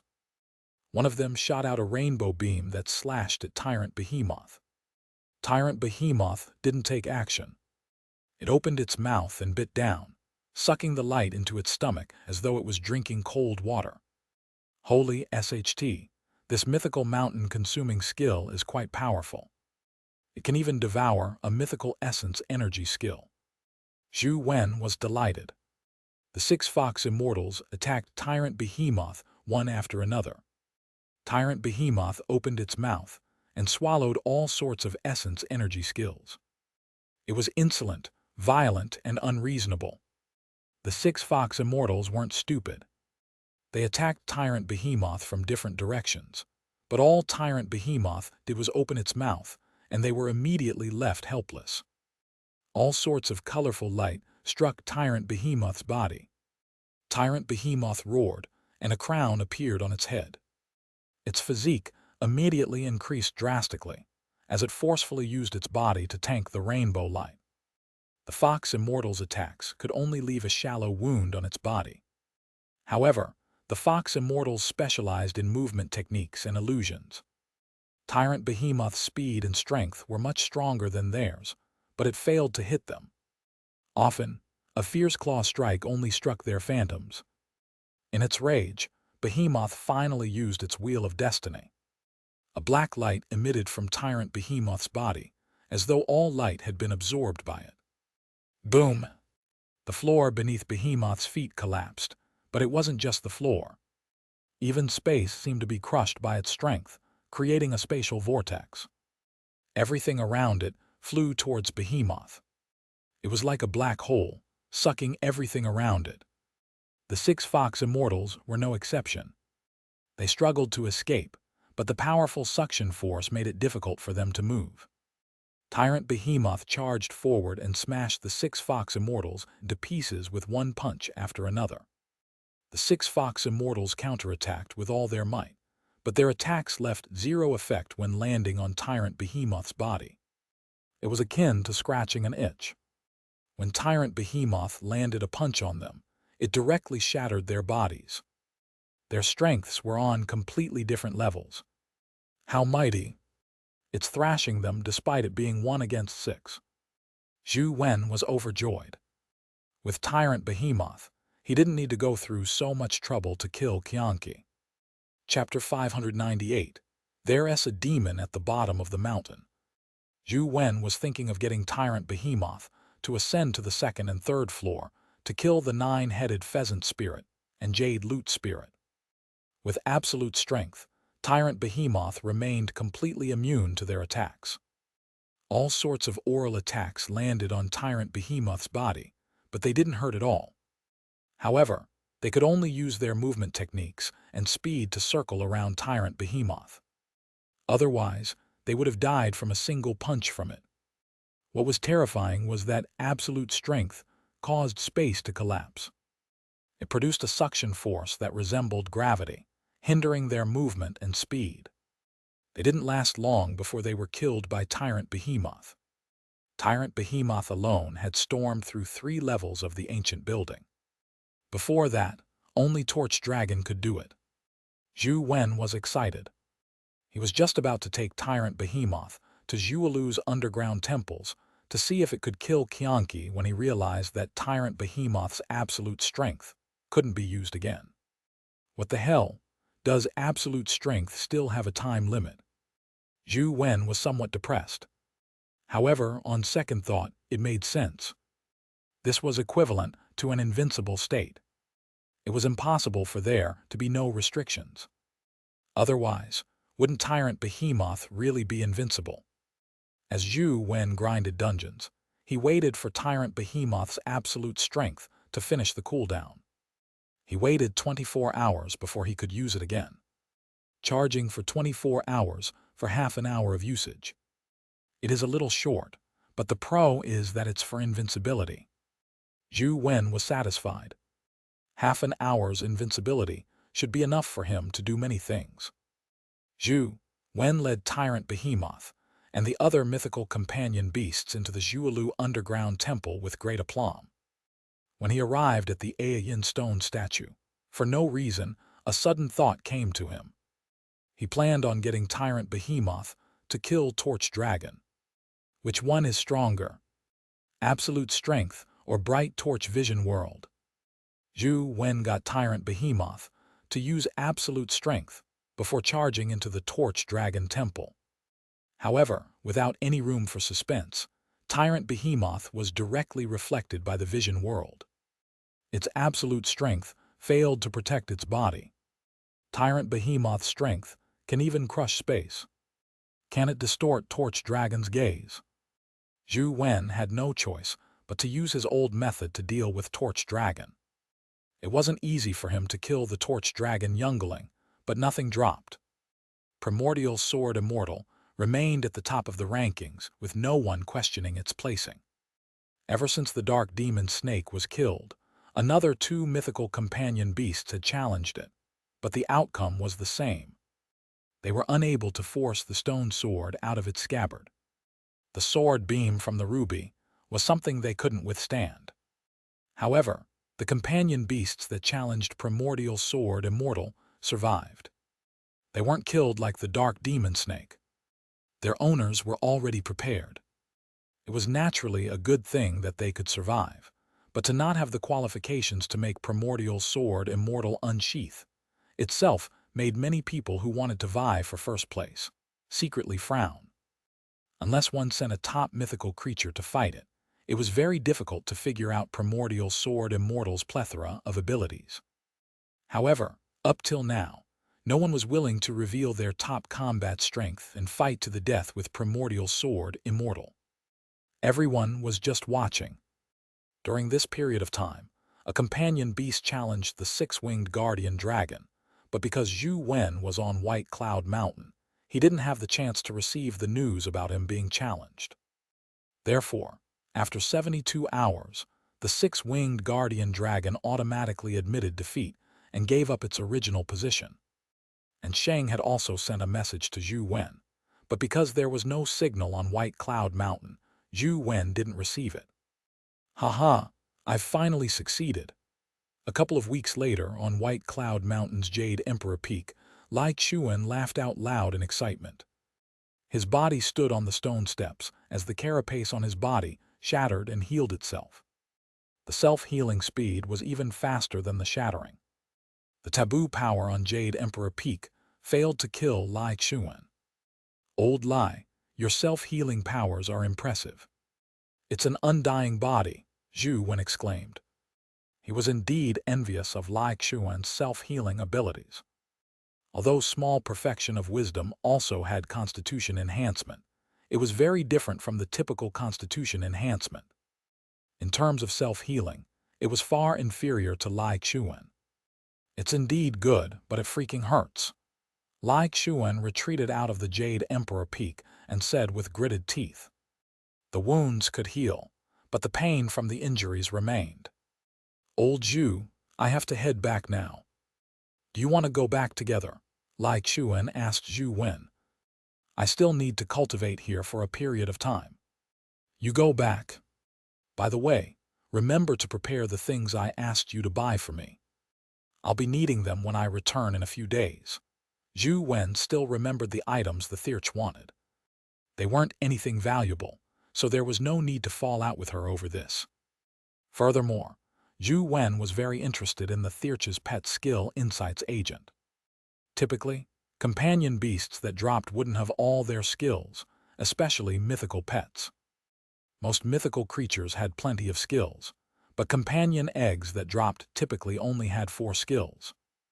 If the pet skill insights agent was useful, it might allow mythical companion beasts to have all their skills. Just like the six-winged guardian dragon, it lacked several skills. If it could comprehend those skills, its combat strength would increase a little. I got the purchasing department to buy it. It's almost done.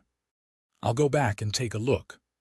If there's anything missing, I'll get them to quickly purchase it. I'll head back first. Lai Chuan couldn't wait to return home. Zhou Wen sent him off White Cloud Mountain before returning to Jade Emperor Peak. However, just as he came in front of the door to Jade Emperor Peak, he looked up and trembled. At the end of the Jade Emperor Peak stone steps stood a white-robed, white-haired man. He stood in front of the demon suppression statues and looked at Zhou Wen with a smile. Teacher, Zhou Wen called out, but he didn't know what to say. I've implicated many of you, yet you are still willing to call me teacher. It makes me feel ashamed, Wang Minjuan sighed. You taught me before. It's only right for me to call you teacher. Zhou Wen looked at Wang Minjuan and continued, Teacher, can I ask you why you are using the divine fruit to initiate the ranking battles? If I tell you that I only wish to give the fruit to someone, would you believe me? Wang Minjuan said with a faint smile. Zhou Wen didn't say a word, but Wang Minjuan laughed. You're still the same as before. You haven't changed at all. You're so stubborn and don't know how to hide your feelings. Teacher, you aren't here just to tell me this, right? Zhou Wen asked. I came here to retrieve something, but I never expected to meet you. Since we are fated to meet again, and you are still willing to call me teacher, I'll tell you a secret. Wang Minjuan pointed at his feet and said, There's a demon at the bottom of the mountain. It can help you break through to the mythical stage. Chapter 599, Demon Suppression Hall. What demon? Zhou Wen asked in puzzlement. It's just a title. You can also call him Guardian, Wang Minjuan answered. You want me to advance to the mythical stage like you using spirit casting on a guardian? Zhou Wen asked Wang Minjuan. He actually wanted to know if Wang Minjuan had advanced to the mythical stage using spirit casting or not. Did Xia give you the spirit casting skill? Wang Minjuan frowned slightly. Yes, Zhou Wen nodded. Wang Minjuan sighed and said, the body of humans is innately lacking.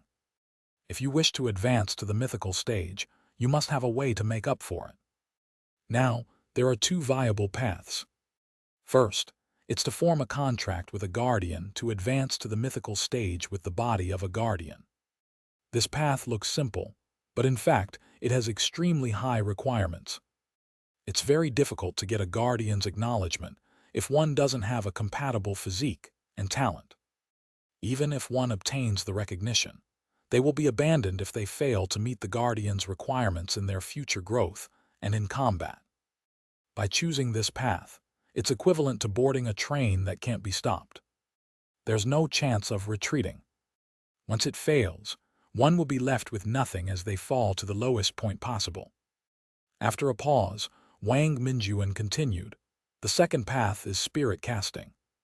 By borrowing the bodies of powerful creatures to make up for your shortcomings, one can choose mythical creatures or guardians as targets for spirit casting. Both have their pros and cons, but using a guardian will make one remain more human. After spirit casting, your body will still maintain most of its human form, but that's all. What Wang Minjuan said was similar to Zhou Wen's previous guess. He couldn't help but ask, can't humans really rely on their bodies to advance to the mythical stage? Difficult? Wang Minjuan looked at the churning sea of clouds beyond the mountain and said, everything has its limits.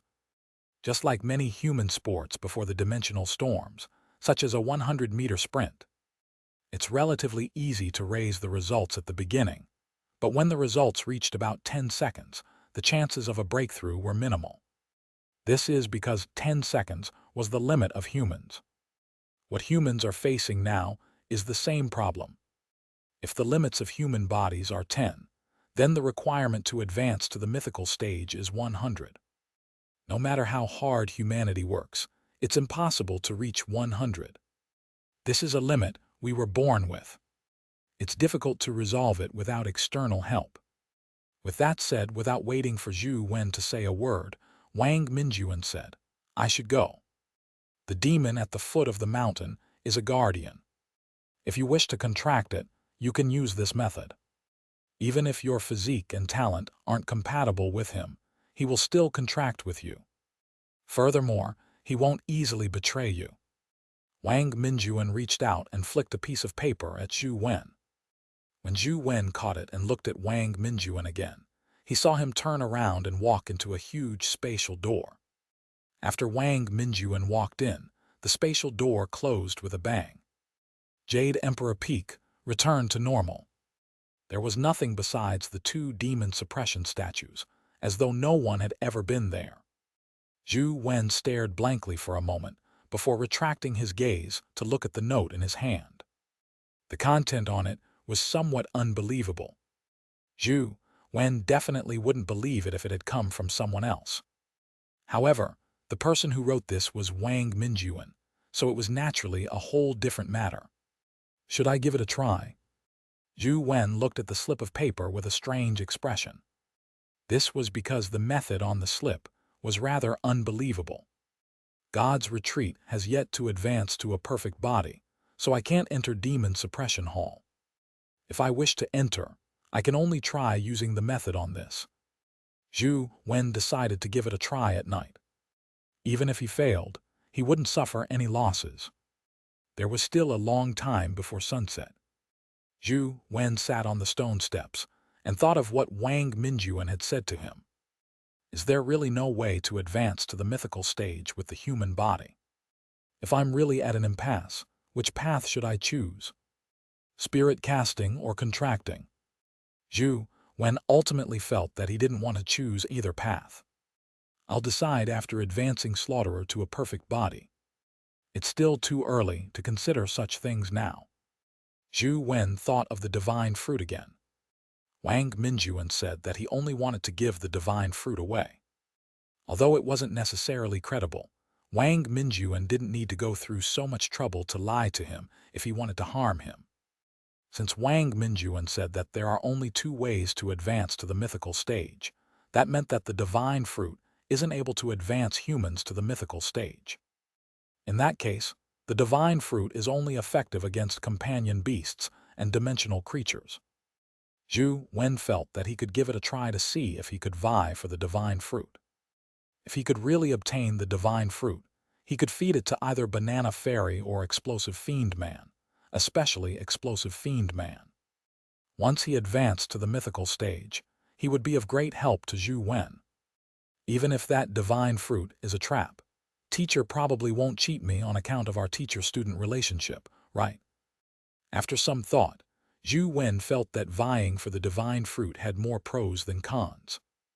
The crux of the matter was whether he could obtain first place, as well as decide which companion beast to vie for first place.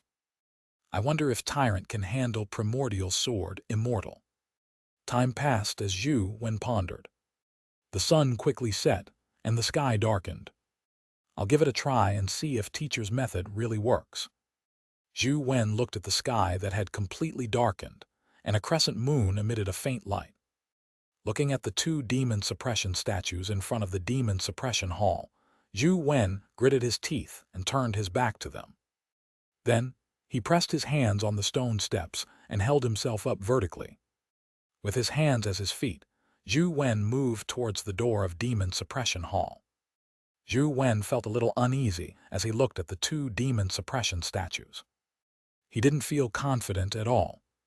God's retreat was powerful, yet it couldn't even cross the demon suppression statues to enter the hall. Yet, Wang Mingyuan said that he could enter just by walking upside down. This was unbelievable. If Wang Mingyuan hadn't been the one informing him of this method, Zhou Wen wouldn't have even tried it. It sounded like a joke. Although Zhou Wen was making an attempt, he still found it unbelievable that he could enter the demon suppression hall so easily. When he was close to activating the demon suppression statues, the two words, demon suppression, on their respective foreheads lit up again. Will it really work? Zhou Wen's heart skipped a beat. However, to his surprise, although the word demon suppression on the two statues lit up, Zhou Wen didn't feel the pressure on the jade infant increase. Is it really feasible? Zhou Wen continued moving upwards. Indeed, he didn't feel the pressure from the demon suppression words. Just like that, he reached the end of the stone steps and arrived at the entrance of the demon suppression hall. Zhou Wen still remembered the method on the slip of paper. He didn't use his feet to kick the door, nor did he push it with his hands. Instead, he used his hands to prop himself up on the ground and slammed his head against the door of the demon suppression hall. Clang! With a dull thud, Zhou Wen felt his head spin as he saw stars.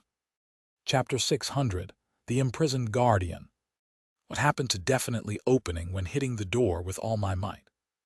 Zhou Wen gritted his teeth and prevented himself from falling to the ground. Then, he heard a rumbling sound as the door slowly rose. It opened. Zhou Wen suspected that there was no need for him to slam the door with all his strength, as Wang Mingyuan had said. However, Zhou Wen didn't have any evidence. After the door rose, Zhou Wen saw the scene in the temple. There weren't any statues of consecrated deities or pradelas. There were many stone monuments scattered in the hall. There were many strange lines and patterns engraved on each stone monument. He did not know what they meant. Zhou Wen stood outside the door and counted. Indeed, it was arranged exactly as drawn on the slip of paper. As he alternated his hands to move forward, Zhou Wen followed the path Wang Mingyuan had described and entered the stone monuments formation. When he passed some stone monuments, he propped himself up with one hand and pressed the stone monument with the other. After circling the stone monument array for a while, he finally finished all necessary actions. The stone monument spun, revealing a stone staircase that led underground. Zhou Wen hurriedly entered the stone steps and finally heaved a sigh of relief. He placed his feet on the ground and returned to his normal state. He sized up the stone staircase and saw that the stone walls on both sides were engraved with symbols that Zhou Wen knew nothing of. Most of them were simple lines and points that were arranged in a certain way. He walked down the stone steps all the way. Before long, the stone steps turned a little. They continued downwards, like the stairs in a building. He walked all the way down. After walking for more than 100 stories worth of steps, he still couldn't see the end. The patterns on the stone wall remained, but he didn't know what they were for. When Zhou Wen thought that there was no end, he saw that the stone steps below were somewhat different. The stone steps below turned into jade and emitted a cold aura. After stepping onto the jade stairs, he continued walking down. Not long after, he reached the end. Beneath him was a room made of jade. Floating in the middle of the room was a black cocoon. There were many cracks on the cocoon's body as black gas seeped out from the cracks.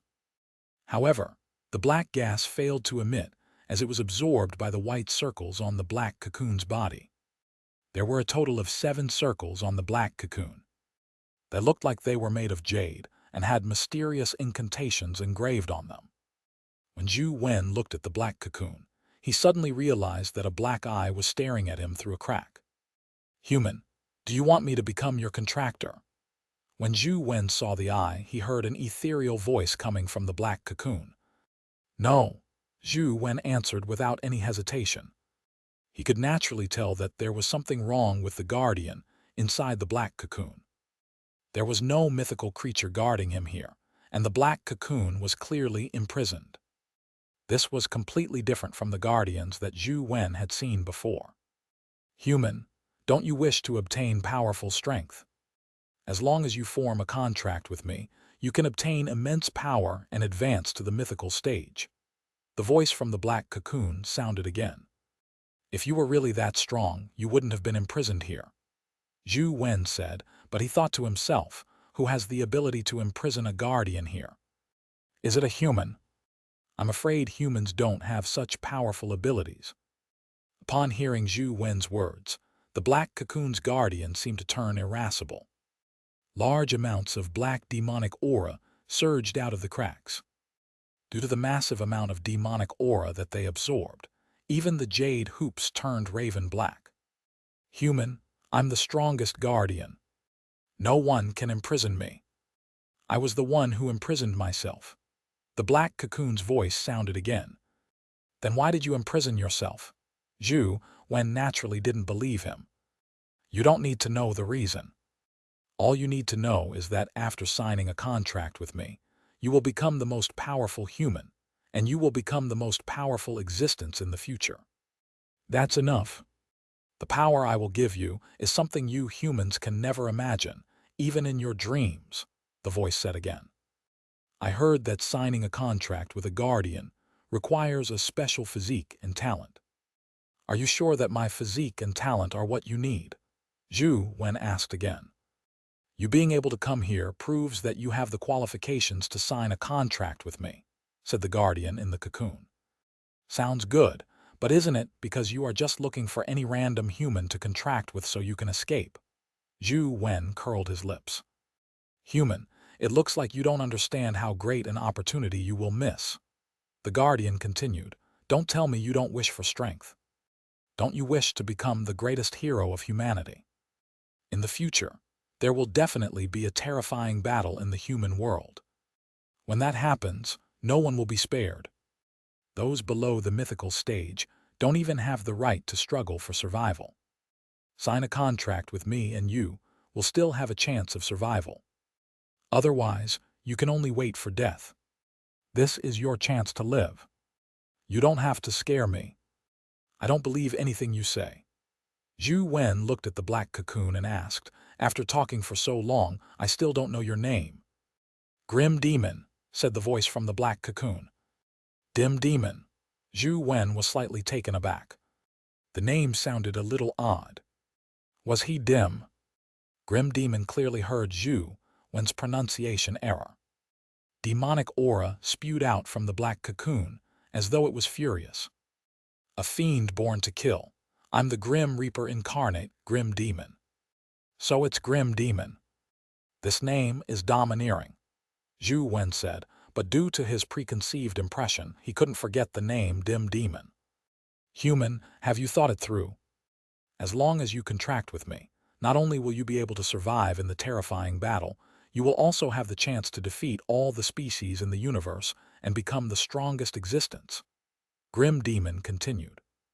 I've seen many guardians before, but they weren't anything impressive either. They weren't as powerful as you say. Zhou Wen wore a questioning look. Guardians differ in strength too. Which guardians have you seen? Grim Demon didn't believe Zhou Wen. I've seen a Seraphim with 6 wings. He can open the door to heaven. It looks rather impressive, Zhou Wen said. That birdman, I can tear it apart with one hand. It's not worth mentioning at all. After signing the contract with me, it will be easy for you to defeat him, Grim Demon said disdainfully. Zhou Wen thought to himself, just keep bragging. After all, bragging isn't against the law. But I can't verify it either. However, Zhou Wen didn't say it out loud. He continued, I've also seen a guardian named Fairy Burial. She looked pretty impressive.